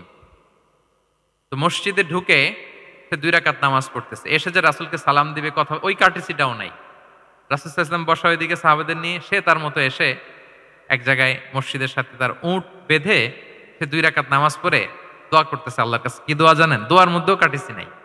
দোয়াতে বলে, ইয়া আল্লাহ আল্লাহুম্মা আরহামনি ওয়ারহাম মুহাম্মাদা ওয়ালা তারহাম মা'ানা আহাদা। মানে আল্লাহ তুমি শুধু আমারে রহম করো আর মুহাম্মদ সাল্লাল্লাহু আলাইহি ওয়াসাল্লামের রহম করো, আমাদের সাথে আর কাউরে রহম করো না তুমি। বেদুইন, তার মধ্যে আদাবু দোয়া, দোয়ার যে একটা এটিকেটস আছে এটা তো তার জানা নাই। দোয়ায় অন্যদের জন্য দোয়া করলে যে নিজের লাভ এটা সে জানতো না।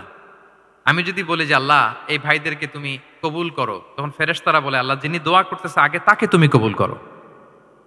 কেউ অসুস্থ, আমি যদি বলি আল্লাহ আমার এই ভাইকে তুমি সুস্থ করো, আল্লাহর ফেরেশতারা বলে আল্লাহ যিনি দোয়া করলেন আগে তার রোগ বালাই থাকলে আগে তাকে সুস্থ করো। এই যে দোয়ার এটিকেটস, আদাব ও দোয়া, এটা সে জানতো না। সে দোয়া করতেছে আল্লাহুম্মা আরহামনি ওয়ারহাম মুহাম্মাদা ওয়ালা তারহাম মা'ানা আহাদা, শুধু আমারে রহম করো, মুহাম্মদ সাল্লাল্লাহু আলাইহি ওয়াসাল্লাম রহম আর কাউরে না। তো রাসূল সাল্লাল্লাহু আলাইহি ওয়াসাল্লাম দূর থেকে দেখতেছেন এই দোয়া আর বলতেছেন যে হায় রে, একটা প্রশস্ত জিনিসকে সে সংকীর্ণ বানায় ফেললো। আল্লাহর কাছে কি রহমের কোনো কমতি বা ঘাটতি আছে? নাই। সে তো দোয়াতে সবাইকে ইনক্লুড করতে পারত। তো রাহমাতাল লিল আলামিন আল্লাহর হাবিব সাল্লাল্লাহু আলাইহি ওয়াসাল্লাম তিনি বুঝতে পেরেছেন যে এই লোকটা আসলে বেদুইন, তার মধ্যে ওই কার্টিসি নাই। তো তিনি ফলো করতে লাগলেন যে দেখি লোকটা কি করে। তো লোকটা দোয়া টোয়া করেই এবার যে মসজিদের এক কর্নারে বসে ওখানেই পেশাব করা শুরু করলো। মানে কোনো কার্টিসি, নিয়ম, ভদ্রতা তার জানা নাই। তো তাকে পেশাব করতে দেখে বাকি লোকেরা তো তাকে ধরতে গেল, মারতে গেল। রাসূল সাল্লাল্লাহু আলাইহি ওয়াসাল্লাম বললেন দাউ, রাখো রাখো, আরে থামো থামো, ওকে কাজ সারতে দাও, ওকে ওর কাজ সারতে দাও। কারণ আপনারা এটা ভালো জানেন যে ওয়াশরুম সারা অবস্থায় যদি কেউ বাইরে থেকে জোরে ডাক দেয় তাহলে অবস্থা খারাপ আছে, ঠিক কিনা বলেন? কেউ টয়লেট সারতেছে ওয়াশরুমে, তখন যদি আপনি জোরে নক করেন এটা তার ক্ষতি হয়, কারণ আগে তাকে ওইটা পাস করতে হবে স্মুথলি। এটাও একটা এটিকেট যে কেউ ওয়াশরুমে গেল, আমাকেও যেতে হবে, তো আমি যে বারবার ডিস্টার্ব না করে ওখানে একটু পায়চারা করতে পারি, একটু হালকা মৃদু শব্দে কাশে দিতে পারি, বা আমি যে বাইরে আছি সামওয়ান ইজ ওয়েটিং আউটসাইড এটা তাকে বুঝাতে পারি। কিন্তু অনেকে যে কি করে, ধাম ধাম করার যখন শুরু করে ওই বেচারার তো অবস্থা টাইট। এটা যেন আমরা না করি, এই শিক্ষাটা কিন্তু এই হাদিস থেকে পাই। রাসূল সাল্লাল্লাহু আলাইহি ওয়াসাল্লাম বললেন দাউ দাউ, রাখো রাখো, আরে ছাড়ো ছাড়ো, ও তো এখন ইয়ে করতেছে, ইউরিন পাস করতেছে, রাখো, ওটাও সারুক, আগে সারুক, আমরা পরে ডিল করি। তো সবাইকে তিনি থামালেন, ও সারলো। এবার রাসূল সাল্লাল্লাহু আলাইহি ওয়াসাল্লাম বললেন এবার তোমরা যে ওয়াহারিকু আলা বাউলিহি সাজলান মিন মা, যেহেতু মসজিদে নববীর ফ্লোর ছিল বালুর ফ্লোর, শুকিয়ে যাবে, বললেন যে ওর পেশাব করা জায়গার উপর 1 বালতি পানি ঢেলে দাও। সাহাবারা দিল। আর এই বেদুইন লোককে রাসূল সাল্লাল্লাহু আলাইহি ওয়াসাল্লাম কাছে টেনে নিলেন, যে তাকে খুব ভালোবাসা দিয়ে বললেন কি অবস্থা তোমার, কোত্থেকে আসছো, সব খোঁজ খবর নিয়ে বললেন যে তুমি যে এইখানে নামাজ পড়লা এরপরে আবার এই কাজটা সারলা, তুমি কি জানো এইখানে আল্লাহর জিকির করা হয়, এটা আমাদের ইবাদতগাহ, এখানে আমরা রবের জিকির করি, তার কাছে ফরিয়াদ করি, সবাই মিলে এই কমিউনিটির সবাই এখানে আসে, এই কমিউনিটির, মদিনার কমিউনিটির সবাই মিলে নারী পুরুষ নির্বিশেষে আমরা এসে এখানে আল্লাহর কাছে ফরিয়াদ করি, দোয়া করি, ইবাদত করি, কোরআন তেলাওয়াত করি, এটা আমাদের ইবাদতগাহ। এইখানে কি এমন কাজটা করা তোমার ঠিক হলো? সে তো লজ্জায় কাচুমাচু হয়ে রাসূল সাল্লাল্লাহু আলাইহি ওয়াসাল্লামের কাছে ক্ষমা চাইতেছে। সুবহানাল্লাহি বিহামদি। একটা কঠিন পরিস্থিতিকে ভালোবাসা দিয়ে রাসূল সাল্লাল্লাহু আলাইহি ওয়াসাল্লাম কোথায় নিয়ে যেতেন, এটাকে পুরো হিস্ট্রি পাল্টে দিতেন, সিনারিও পাল্টে দিতেন। সাহাবারা অবাক হলো, তারাও শিখলো যে না, এরকম করা যাবে না। তখন তাকে এইভাবে ডিল করলেন। আর সাহাবারা যারা রাগারাগি করেছিল সাহাবীদেরকে রাসূল সাল্লাল্লাহু আলাইহি ওয়াসাল্লাম বললেন ফা ইন্নামা বুইসতুম মুয়াসসিরিন ওয়া লাম তুবআসু মুআসসিরিন, মনে রেখো তোমরা সহজপন্থী হয়ে প্রেরিত হয়েছ, তোমরা কঠিন কট্টরপন্থী হয়ে জটিলপন্থী হয়ে প্রেরিত হও নাই। তোমরা কোনো কাজকে জটিলভাবে সমাধানের দিকে যেও না, সহজ করে সলভ করবা। সুবহানাল্লাহ, সুবহানাল্লাহ বিহামদি। তাহলে দেখেন, ভালোবাসা দিয়ে রাসূল সাল্লাল্লাহু আলাইহি ওয়াসাল্লাম ওই বেদুইনকে যেভাবে আদব শিক্ষা দিলেন, তার হৃদয় জয় করলেন, কঠোরতা দিয়ে পারা যেত? বলেন তো পারা যেত? পারা যেত না। তো 6 নাম্বার দাওয়া মেথোডোলজি হচ্ছে দাওয়া should be full of love, full of love, full of well wishes. আপনি শুভকামনা, ভালোবাসা, এটা দিয়ে আপনি মানুষের হৃদয়ে যতটুকু জায়গা পাবেন, কঠোরতা দিয়ে পাবেন না। আরেকটা ছোট্ট উদাহরণ দেই। সুমামা ইবনে উসাল রাদিয়াল্লাহু তাআলা আনহু, উনি ইয়ামামার অধিপতি ছিলেন, অধিপতি। রাসূল সাল্লাল্লাহু আলাইহি ওয়াসাল্লামকে হত্যা করতে এসেছিলেন গোপনে। কি করতে? হত্যা করতে। কি করতে বলেন সবাই? হত্যা করার জন্য এসেছিলেন। কিন্তু দুর্ভাগ্যক্রমে হত্যা করতে এসে সে ধরা পড়ে গেছে সাহাবীদের হাতে, হত্যার করতে পারে নাই সুমামা ইবনে উসাল। তো সাহাবীরা তাকে ধরে মসজিদে নববীর পিলারের সাথে বেঁধে রাখলো, বেঁধে রাসূল সাল্লাল্লাহু আলাইহি ওয়াসাল্লামকে ডাকলো। তারা বলল যে ইয়া রাসূলুল্লাহ, দেখেন ইয়ামামা থেকে আসছে সুমামা ইবনে উসাল আপনাকে হত্যা করবার জন্য, তাকে আমরা ধরে ফেলেছি, আমরা বেঁধে রেখেছি। তো রাসূল সাল্লাল্লাহু আলাইহি ওয়াসাল্লাম তার কাছে যেয়ে তার খোঁজ খবর নিলেন প্রথম দিন, এবং তার সামনে যথারীতি তাওহীদ এবং রিসালার দাওয়াত দিলেন। ফিরে আসলেন, ফিরে এসে সাহাবাদেরকে বললেন, তোমাদের ঘরে ভালো রুটি আছে কার কাছে? রুটির কালেকশন, আটা পিষে রুটি বানাতে পারবে। একজন বলল আমি। বললো যে এটা সুমামাকে দিয়ে আস। তো দিয়ে আসলো। আরেকজন বলল ভালো তাজা খেজুর আছে কার কাছে? এক সাহাবী বললেন আমার কাছে। রাসূল ইসলাম বললেন যাও, এটা সুমামাকে দিয়ে আস। দিয়ে আসলেন। এরপরের দিন রাসূল ইসলাম যে আবার ইসলামের সৌন্দর্য, হ্যাঁ, মাহাসিনু আহকামি শারিয়া, ইসলামী শারিয়ার যে বিউটি অফ ইসলাম, এটা তুলে ধরলেন, ইসলামের যৌক্তিকতা তুলে ধরলেন। সে অবাক হতে লাগলো যে কিরে, যুদ্ধবন্দীদের সাথে মুহাম্মদ সাল্লাল্লাহু আলাইহি ওয়াসাল্লাম এবং তার অনুসারীরা এরকম আচরণ করে? সে তো যুদ্ধবন্দী, এত সুন্দর আচরণ। তাকে আবার ইসলামের সুশীতল বাণীগুলোর প্রতি আহ্বান করে রাসূল ইসলাম বাড়িতে এসে এবার নিজের যে উট আছে, উটকে যে পালে, সে রাখালকে বলল তুমি উটের দুধ দহন করে তাকে কিছু দুধ দিয়ে আসো, যাও। সুবহানাল্লাহ। আসছিল রাসূল সাল্লাল্লাহু আলাইহি ওয়াসাল্লামকে কি করতে? হত্যা করতে। তো তাকে ওটের গরম দুধ দিয়ে আসা হলো, সে পেট ভরে খেলো। তৃতীয় দিন এবার রাসূল সাল্লাল্লাহু আলাইহি ওয়াসাল্লাম যে ইসলামের যে ভবিষ্যৎ, ইসলাম মানলে যে জান্নাতে থাকা যাবে, এগুলো সব বললেন এবং তাকে আরো অনেক মেহমানদারি করলেন, আপ্যায়ন করলেন। ৩ দিন যখন রাসূল সাল্লাল্লাহু আলাইহি ওয়াসাল্লাম ইসলামকে তার সামনে এভাবে প্রেজেন্ট করলেন, আপ্যায়ন করলেন, ভালো আচরণ দেখালেন, সে অবাক হয়ে গেল। আল্লাহ তাআলা তার হৃদয়টাকে নূর দিয়ে আলোকিত করে দিলেন। ৩ দিন পর রাসূল সাল্লাল্লাহু আলাইহি ওয়াসাল্লাম সাহাবীদেরকে ডেকে বললেন, যাও সুমামা ইবনে উসালের হাত পাগুলো যে রশি দিয়ে বেঁধে রেখেছো ছেড়ে দাও, রশিগুলো খুলে দাও। সাহাবারা বলেন কি ইয়া রাসূলুল্লাহ, সে তো খুনি, সে সুযোগ পেলেই তো অ্যাসাসিনেট করতো, তার রশি, হাতের রশি খুলে দিতে আপনাকে মেরে ফেলবে। আল্লাহ রাসূল সাল্লাল্লাহু আলাইহি ওয়াসাল্লাম বললেন, না, আমি যা জানি তোমরা সেটা জানো না, যেটা বলেছি তাই করো। মসজিদে নববীর পিলারের সাথে তাকে যে বেঁধে রেখেছো, রশি খুলে দাও, হাত পা খুলে দাও। আল্লাহর হাবিব সাল্লাল্লাহু আলাইহি ওয়াসাল্লামের নির্দেশ মোতাবেক সাহাবারা ওনার হাত খুলে দিলেন, পা খুলে দিলেন। সুমামা ইবনে উসাল কারো সাথে কথা না বলে, তার বাড়ি তো ইয়ামামা, সেখানেও ফিরে গেলেন না, অন্য কোনো শহরেও গেলেন না। তিনি মদিনা থেকে অনতি দূরে একটা খেজুরের বাগান আছে, ওখানে কুয়া আছে, উনি যে ওই কুয়ার পানি দিয়ে গোসল করলেন। গোসল করে পবিত্র হয়ে মসজিদে নববীতে রাসূল সাল্লাল্লাহু আলাইহি ওয়াসাল্লামের কাছে ফিরে আসলেন, আর এসেই ঘোষণা দিলেন, আশহাদু আল্লা ইলাহা ইল্লাল্লাহ ওয়া আশহাদু আন্না মুহাম্মাদার রাসূলুল্লাহ। সুবহানাল্লাহ, সুবহানাল্লাহ। তিনি বললেন যে আমি সাক্ষ্য দিচ্ছি আল্লাহ ছাড়া কোনো ইলাহ নেই, আরো সাক্ষ্য দিচ্ছি যে মুহাম্মদ আপনি আল্লাহর প্রেরিত বান্দা এবং রাসূল। সুবহানাল্লাহ পড়বেন না সবাই? এবার তিনি বললেন, মুহাম্মদ, আপনার চেহারার চাইতে অপছন্দের চেহারা পৃথিবীতে আর দ্বিতীয়টা আমার কাছে ছিল না, কিন্তু আজকের পর থেকে আপনার চেয়ে প্রিয় চেহারা, আপনার চেহারার চেয়ে প্রিয় কোনো চেহারা আমার কাছে আর নাই। ইসলামের চেয়ে অপছন্দনীয় ধর্ম আমার কাছে আর ছিল না, কিন্তু আজ থেকে ইসলামের চেয়ে পছন্দনীয় কোনো ধর্ম আমার কাছে নাই। মদিনার চেয়ে অপছন্দের শহর আমার কাছে ছিল না, তো আজ থেকে মদিনার চেয়ে কোনো প্রিয় শহর আমার কাছে নাই। সুবহানাল্লাহ। উনি গমের বড় ডিলার ছিলেন, গম ব্যবসা করতেন। উনার থেকে গম নিয়ে মক্কায় মুশরিকরা চলতো। তিনি ঘোষণা দিলেন, আজকে থেকে আমার এলাকার কোনো গম মক্কায় যাবে না। এবার মক্কাবাসী পড়ছে বিপদে, গম ছাড়া তো তারা খেতেও পারবে না। তারা আল্লাহর হাবিব সাল্লাল্লাহু আলাইহি ওয়াসাল্লামের কাছে চিঠি লিখে পাঠালেন যে, মুহাম্মদ, তোমার এই যে নতুন অনুসারী, সে যদি গম না দেয় আমাদের তো অবস্থা খারাপ, তুমি দয়া করে এই গমের সাপ্লাই আবার যাতে সে চালু করে তুমি একটু বলে দাও। আল্লাহর হাবিব সাল্লাল্লাহু আলাইহি ওয়াসাল্লাম আবার সুমামা ইবনে উসালকে বলে দিলেন, আবার সে সাপ্লাই চালু করলো। সুবহানাল্লাহ বিহামদি। তাহলে দেখেন, আসলো খুনি হয়ে, আসলো কি হয়ে? খুনি হয়ে, আর ফিরে গেল নবী প্রেমিক হয়ে। সুবহানাল্লাহ। এটা কিভাবে সম্ভব হয়েছে? রাসূল সাল্লাল্লাহু আলাইহি ওয়াসাল্লামের উদারতা, ভালোবাসা, ঠিক কিনা বলেন?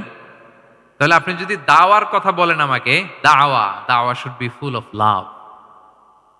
কারণ ভালোবাসা দিয়ে যা জয় করা যায়, কঠোরতা দিয়ে সেটা পারা যায় না। কয়টা গেল? 6টা। আর রইল কয়টা? 4টা। আগ্রহ আছে তো না শোনার? আচ্ছা, 7 নাম্বার হচ্ছে, 7 নাম্বার, রাসূল সাল্লাল্লাহু আলাইহি ওয়াসাল্লাম যদি কাউকে কারেকশন করতে চাইতেন, কখনো তাকে অপমান করতেন না, অন্যের সামনে তার নাম নিতেন না, নাম না নিয়ে তাকে শুধরে দিতেন। এটা দাওয়ার আরেকটা মেথোডোলজি। কেউ কোনো ভুল কাজ করলে তার নাম ধরে অন্যের সামনে লজ্জিত করতেন না। আমরা কিন্তু অনেক সময় করে ফেলি, করি না? অন্যের সামনে মানুষকে কারেক্ট করি, এটা ঠিক না। The way he use to correct others, আপনি যদি সিরাতের দিকে তাকান, সুবহানাল্লাহ, কিভাবে উনি অন্যকে কারেকশন দিতেন, নাম উল্লেখ করতেন না। আমরা এটা অনেক ভুল করি। আমি এজন্য খুব দুঃখিত এবং লজ্জিত। আমাদের দাওয়া অঙ্গনে আপনি ইউটিউব খুললে দেখবেন যে অনেক দায়ীরা এক দায়ী আরেক দায়ীকে তুচ্ছ-তাচ্ছিল্য করছে। তার নাম নিয়ে তাকে ছোট করা, তাকে খারিজ করা, তাকে নাকচ করা, সে জাহান্নামী, সে কাফের, সব ইসলামের ঠিকাদারি উনি একা নিজে নিয়ে বসে আছে। আর বাকি যা আছে সব খারিজ। এইটা রাসূল সাল্লাল্লাহু আলাইহি ওয়াসাল্লামের দাওয়ার সাথে যায় না। বরং কেউ যদি কোনো ভুল কিছু বলে, ভুল করে, আপনি যদি মনে করেন যে না তার এটা ভুল, আমারটা সঠিক, তো আপনার নিয়ম হচ্ছে আপনি সঠিকটা প্রচার করা। তাহলে কেউ যদি ভুল করে থাকে তারও টনক নড়বে, বাকিরাও সঠিকটা জেনে যাবে। এটা হচ্ছে রাসূল সাল্লাল্লাহু আলাইহি ওয়াসাল্লামের দাওয়া মেথোডোলজি। তিনি কখনো কারো নাম ধরে অন্যের সামনে, মানুষের সামনে তাকে লজ্জা দিতেন না, তাকে কারেক্ট করতে যেতেন না। এটা ছিল রাসূল সাল্লাল্লাহু আলাইহি ওয়াসাল্লামের বৈশিষ্ট্য। আসুন আমরা সিরাত থেকে দেখি, হাদিস থেকে দেখি। আল্লাহর হাবিব সাল্লাল্লাহু আলাইহি ওয়াসাল্লাম উনি রাতে দিনে কি কি আমল করতেন, গোপন আমল, এগুলো জানার জন্য ৩ জন সাহাবী রাসূল সাল্লাল্লাহু আলাইহি ওয়াসাল্লামের স্ত্রীদের কাছে গেলেন। যে জিজ্ঞেস করলেন যে আপনারা আমাদেরকে বলুন যে রাসূল সাল্লাল্লাহু আলাইহি ওয়াসাল্লাম রাতে কি আমল করে, দুপুরে কি আমল করে, বিকেলে কি আমল করে। তো আমাদের আম্মা জানেরা, রাসূল সাল্লাল্লাহু আলাইহি ওয়াসাল্লামের প্রিয়তমা স্ত্রীরা বললেন যে উনি রাতে এরকম তাহাজ্জুদ, দুপুরবেলা এরকম তেলাওয়াত, এই সময় নফল নামাজ, এই সময় এটা করে। আল্লাহর হাবিব সাল্লাল্লাহু আলাইহি ওয়াসাল্লামের পুরো আমলের ফিরিস্তি যখন শোনানো হলো, কাআন্নাহুম তাকাল্লুহা, তাদের কাছে এটা একটা কম মনে হলো পরিমাণে। তারা ভাবছিল হয়তো আরো বেশি করে। তখন তাদের একজন বলল, আরে আইনা নাহনু মিন রাসূলিল্লাহ, কই রাসূল সাল্লাল্লাহু আলাইহি ওয়াসাল্লাম, কই আমরা। রাসূল সাল্লাল্লাহু আলাইহি ওয়াসাল্লামের ব্যাপারে আল্লাহ বলেছেন, কদ গুফিরা লাহু মা তাকাদ্দামা মিন যামবিহি ওয়া মা তাআখার। রাসূল সাল্লাল্লাহু আলাইহি ওয়াসাল্লামের আগের পরের সব গুনাহ মাফ। আদতে তো ওনার কোনো গুনাহই নাই, তারপরও একটা স্পেশাল স্ট্যাটাস হচ্ছে আপনার আগের পরের সব গুনাহ মাফ। তো তারা বলল, যেই মহান ব্যক্তির, যেই নবীর আগের পরের সব গুনাহ মাফ বলে ঘোষণা দেওয়া হয়েছে, তার সাথে তো আমাদের তুলনা করলে হবে না, আমাদের তো বেশি আমল করতে হবে। রাসূল সাল্লাল্লাহু আলাইহি ওয়াসাল্লাম হয়তো এই জন্য এই স্ট্যান্ডার্ড মেইনটেইন করেন না, এরকম করলে তো আমরা মাফ পাবো না আল্লাহর কাছে। ভালো চিন্তা থেকেই তারা ভাবছেন যে না, আমাদের আমল আসলে কম হয়ে যাচ্ছে, বাড়াইতে হবে। রাসূল সাল্লাল্লাহু আলাইহি ওয়াসাল্লামের কথা ভিন্ন, আমাদের বাড়াইতে হবে। তো কি করতে হবে? একজন বলল, আজকে থেকে আমি সারা রাত নফল নামাজ পড়বো, সারা রাত ঘুমাবো না আর। নিয়ত করে ফেলছে আমি সারা রাত নফল নামাজ, এশার পর থেকে যে নফল শুরু হবে ফজর পর্যন্ত, ঘুমটম নাই। আচ্ছা, গেল। আরেকজন বলল, আমি সারা বছর রোজা রাখবো, কালকে থেকে যে রোজা ধরবো আর ভাঙবো না, সারা বছর। আরেকজন বলল, আমার কয়েকজন স্ত্রী আছে, আমি আর স্ত্রীদের কাছে যাব না, আমি এখন থেকে সন্ন্যাসী, বৈরাগী জীবন যাপন করব, আমি আর কোনো নারীর কাছে যাচ্ছি না। তো এই ঘোষণা যখন তারা দিয়ে ফেলছে, এটা রাসূল সাল্লাল্লাহু আলাইহি ওয়াসাল্লামের কান পর্যন্ত যেয়ে পৌঁছলো। আল্লাহর হাবিব সাল্লাল্লাহু আলাইহি ওয়াসাল্লাম এটা শুনে ফেললেন। শুনে রাসূল সাল্লাল্লাহু আলাইহি ওয়াসাল্লাম এটা অপছন্দ করলেন, কারণ এটা তো রাইট ট্র্যাক না, ওনারা ভুল করতেছে। একটা ভরা মজলিসে রাসূল সাল্লাল্লাহু আলাইহি ওয়াসাল্লাম বললেন, আনতুমুল্লাযীনা কুলতুম কাযা ওয়া কাযা, শুনলাম তোমাদের মধ্যে কে কে নাকি এমন এমন বলছো। সুবহানাল্লাহ। তিনি বলতে পারে, এই আব্দুল্লাহ দাঁড়াও, এই আব্দুর রহমান স্ট্যান্ড আপ, এই দাঁড়াও, তুমি নাকি এটা বলছো, তুমি এটা বললে তো ওনারা লজ্জা পেতেন না, সবার সামনে লজ্জা পেতেন। উনি এটা না করে কাজ হাসিল হয়ে যাচ্ছে, বললেন আনতুমুল্লাযীনা কুলতুম কাযা ওয়া কাযা। অনেক বর্ণনা এরকম পাওয়া যায়, মা বালু আকওয়ামিন ইয়াফআলুনা কাযা ওয়া কাযা, মা বালু আকওয়ামিন ইয়াকুলুনা কাযা ওয়া কাযা। তাদের কি হলো, তারা এমন এমন বলে, তাদের হলোটা কি, তারা এমন এমন বলে। এইভাবে তিনি শুধরে দিতেন। তো বললেন, তোমাদের মধ্যে কেউ কেউ নাকি এটা বলে, এটা বলে। ওই 3 জনের তো টনক নড়ে গেছে, আর বাকিরা শুনতেছে। তখন রাসূল সাল্লাল্লাহু আলাইহি ওয়াসাল্লাম বললেন, না, এটা ঠিক নয়। আমি তোমাদের মধ্য থেকে সবচেয়ে বেশি মুত্তাকি, সবচেয়ে বেশি বুজুর্গ। ওয়াল্লাহি ইন্নী লা আখশাকুম লিল্লাহি ওয়া আতকাকুম লাহু, আমি তোমাদের মধ্য থেকে আল্লাহকে সবচেয়ে বেশি ভয় পাই। বলেন তো, রাসূল সাল্লাল্লাহু আলাইহি ওয়াসাল্লামের চেয়ে বেশি আল্লাহকে ভয় পাওয়া কারো পক্ষে সম্ভব? আল্লাহর হাবিব সাল্লাল্লাহু আলাইহি ওয়াসাল্লামের চেয়ে বেশি মুত্তাকি হওয়া কারো পক্ষে সম্ভব? আমার নবীর চাইতে শ্রেষ্ঠ হওয়া সম্ভব? তার যে স্ট্যান্ডার্ড ইবাদতের, এটারে ছাড়ায় যাওয়া সম্ভব? সম্ভব না। তো তিনি বললেন যে আমি রাত্রিবেলা ঘুমাই আসার পরে, আবার শেষ রাতে তাহাজ্জুদও পড়ি, ঘুমও আছে নামাজও আছে, ব্যালেন্স। আমি সোম বৃহস্পতিতে রোজা রাখি, সপ্তাহের বাকি দিনগুলোতে খাই। আবার আমার অনেক 9 জন স্ত্রী তো এট এ টাইমে ছিল, আমি স্ত্রীদের সাথে মেলামেশাও করি। তা আমি এগুলো সব ঠিক রেখে আল্লাহর সবচেয়ে প্রিয় মুত্তাকি হইতে সমস্যা হইল না। তোমাদের এত সমস্যা কোথায়? তোমাদের সমস্যা কোথায়? আমার চেয়ে শ্রেষ্ঠ যদি কেউ কিছু করতে চাও, এটা হবে না, আমি হচ্ছি স্ট্যান্ডার্ড। সুবহানাল্লাহ। দেখেন, এইভাবে যখন বললেন, ঠিক করে দিলেন যে তোমরা কে কে জানি এরকম নিয়ত করছো, এটা ভুল করেছো, বরং শুদ্ধ হবে এটা। ওই 3 জনের টনক নড়ে গেছে, তারা শুধরে নিয়েছেন, আর বাকিরা সঠিক মেসেজটা, সঠিক নির্দেশনাটা জেনে গেল। তাহলে ওনাদেরকে কারেকশন করা হয়ে গেছে না অলরেডি? বলেন তো, ওনারা যে ভুল করছে কারেকশন হয়েছে কিনা? কিন্তু তাদেরকে অপমান করা হয়েছে। হুম এই ভুলটা আমরা অনেক সময় করি। অন্যের সামনে কখনো নিজের ছেলেকে, নিজের স্ত্রীকে, বন্ধুকে বা যাকে, হঠাৎ হাসির রোল পড়লো কেন এখানে? কিছু কমন পড়ে গেছে নাকি কথা নিজের জীবনের সাথে? অন্যের সামনে এইভাবে আমরা যেন কারেক্ট না করি। কাউকে সংশোধন করতে চাইলে আল্লাহর হাবিব সাল্লাল্লাহু আলাইহি সাল্লামের দেখানো পথেই যেন আমরা সংশোধন করি। এটা হচ্ছে এই হাদিসের 1 নাম্বার শিক্ষা। আরেকটা শিক্ষা হচ্ছে ব্যালেন্স লাইফস্টাইল, ব্যালেন্স অ্যাপ্রোচ আমরা জানলাম। অনেকে মনে করে, আমার পরিচিত কয়েকজন লোক আছে, আমি বলছি তারা থামাইছে কিনা জানি না, আমার কাছে এসে শোনাইতেছে, হুজুর আমি সারা বছর রোজা রাখি। আমি বলছি আপনারা বলছে কে সারা বছর রোজা রাখতে? সারা বছর তো রোজা রাখা নিষেধ, এটাকে সওমে বিসাল বলে, এটা নিষেধ। বরং সবচেয়ে বেশি যদি কেউ রাখতে চায়, রাসূল সাল্লাল্লাহু আলাইহি ওয়াসাল্লাম বলছে, তাহলে সওমুল্লাহি দাউদ, সিয়ামু দাউদ, দাউদ আলাইহিস সালামের রোজা। এর চেয়ে বেশি না। একদিন রাখবা, আরেকদিন ভাঙবা, একদিন রাখবা, আজকে রোজা রাখলে কালকে খাবেন, কালকে রাখবেন না, এরপরের দিন রাখবেন, এরপরের দিন ভাঙবেন। এর চেয়ে বেশি রাখা যায় না। লাগাতার রোজা রাখা নিষেধ। লাগাতার 6 মাস 5 মাস সারা বছর অনেকে রোজা রাখে, এটা না জানার কারণে। তাহলে এই যে ইসলামের যে ব্যালেন্স লাইফস্টাইল, এটা আমরা জানলাম।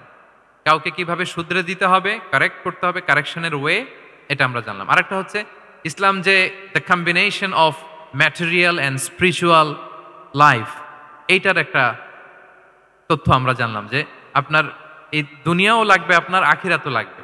আপনি সব ছেড়ে দিয়ে শুধু আল্লাহর রাস্তায় চলে গেলে ওইটা ইসলাম শিখায় নাই। ইসলাম যে আমাদেরকে ফরিয়াদ শিখায়, প্রার্থনা শিখায়, রব্বানা আতিনা ফিদ দুনিয়া হাসানা ওয়া ফিল আখিরাতি হাসানা ওয়া কিনা আযাবান নার। হে আল্লাহ, আপনি দুনিয়াতেও হাসানা দেন, আখিরাতেও হাসানা দেন। আগে চাইছি কোনটা, আখিরাত না দুনিয়া? সবাই বলেন তো, রব্বানা আতিনা ফিল আখিরাতি হাসানা ওয়া ফিদ দুনিয়া হাসানা, এরকম নাকি রব্বানা ফিদ দুনিয়া হাসানা? দেখেন দুনিয়াটা আগে, দুনিয়াটা আগে। তো ব্যালেন্স, এই ভারসাম্য রাখাটা, আমি আলোচনা শুরুই তো করেছি ওয়াসাতিয়া, মানে ভারসাম্যপূর্ণ। ইসলামের নেচারটা হচ্ছে ব্যালেন্সড অ্যাপ্রোচ। এটা আমরা এই হাদিস থেকে শিখতে পারি। আমাদের অনেকেরই এটাতে ঘাটতি আছে, অনেক জ্ঞানী, অনেক স্কলার, অনেক তার কিছু, কিন্তু তার মধ্যে ভারসাম্য এবং পরিমিতি বোধ নাই। পরিমিতি বোধ, ভারসাম্য, ব্যালেন্স লাইফস্টাইল, এটা অনেকে অ্যাডপ্ট করতে পারে না। এটা বছরের পর বছর সাধনা করতে হয়, অ্যাডপ্ট করে নিতে হয় নিজের সাথে। তাহলে 7 নাম্বার হচ্ছে, কাউকে শুধরে দিতে চাইলে আপনি কিভাবে শুধরে দিবেন, এটা আমরা জানলাম। তাকে সবার সামনে লজ্জা দিয়ে শুধরে দেওয়া যাবে? তাহলে কৌশলে তাকে শুধরে দিতে হবে। পারা যাবে তো ইনশাআল্লাহ? কয়টা গেল? 8 নাম্বার। 8 নাম্বার হচ্ছে, এটা দায়ীদের জন্য অনেক বড় রিমাইন্ডার। সেটা হচ্ছে আমরা যে দাওয়া দেই, এটা খেয়াল রাখতে হবে। আমি যা বলি ওটা সবার আগে অ্যাপ্লাই করতে হবে নিজের মধ্যে। আমরা অনেক সময় এটা করে ফেলি যে ভালো একটা হাদিস শুনলে, কোরআনের আয়াত শুনলে, একটা কিছু শুনলে মনে করি যে এগুলো এই সবার জন্য, মানে এটা বাদ, এখান থেকে শুরু, লাইনটা এখান থেকে শুরু, এইখান থেকে যারা আছে এই সবাই এগুলো পালন করবে, আমি এটার বাইরে। দেখবেন যার সাথেই কথা বলেন তার কোনো সমস্যা, তার দোষ, তার কিভাবে সেলফ ডেভেলপমেন্ট, আত্মোন্নয়ন, আত্মশুদ্ধি, শুদ্ধাচার, এগুলো নিয়ে কথা নাই। খালি বলে এই যে কি সমস্যা রে ভাই সমাজে, জানেন শেষ হয়ে গেল দেশটা। তারপর রাজনীতিতে সমস্যা, সমাজে সমস্যা, হুজুরদের মধ্যে সমস্যা, ওদের মধ্যে সমস্যা, শুধু সমস্যা, মানে উনি সব জায়গায় সমস্যা দেখতে পায়। কিন্তু বেসিকলি আপনি যখন সমস্যা নিয়ে কথা বলবেন, সবার আগে খেয়াল করতে হবে যে ওই সমস্যায় আমি আক্রান্ত কিনা। আমরা কেন যেন অন্যকে কাঠগড়ায় দাঁড় করাতে বেশি পছন্দ করি, কিন্তু নিয়ম হচ্ছে নিজেকে বারবার কাঠগড়ায় দাঁড় করানো, যে আমি ঠিক করতেছি কিনা, আসলে আমার মধ্যে শুদ্ধাচার আছে কিনা, আমার লেনদেন ঠিক আছে কিনা, আমি আমার মধ্যে সততা আছে কিনা, do I live a decent life, আমি যা বলি আমি তা করি কিনা। এটা অনেক সময় আমরা ভুলে যাই। আমরা যা বলি সেটার জন্য আগে আমরা নিজে আমল করতে পারি। আল্লাহ তৌফিক দান করুক।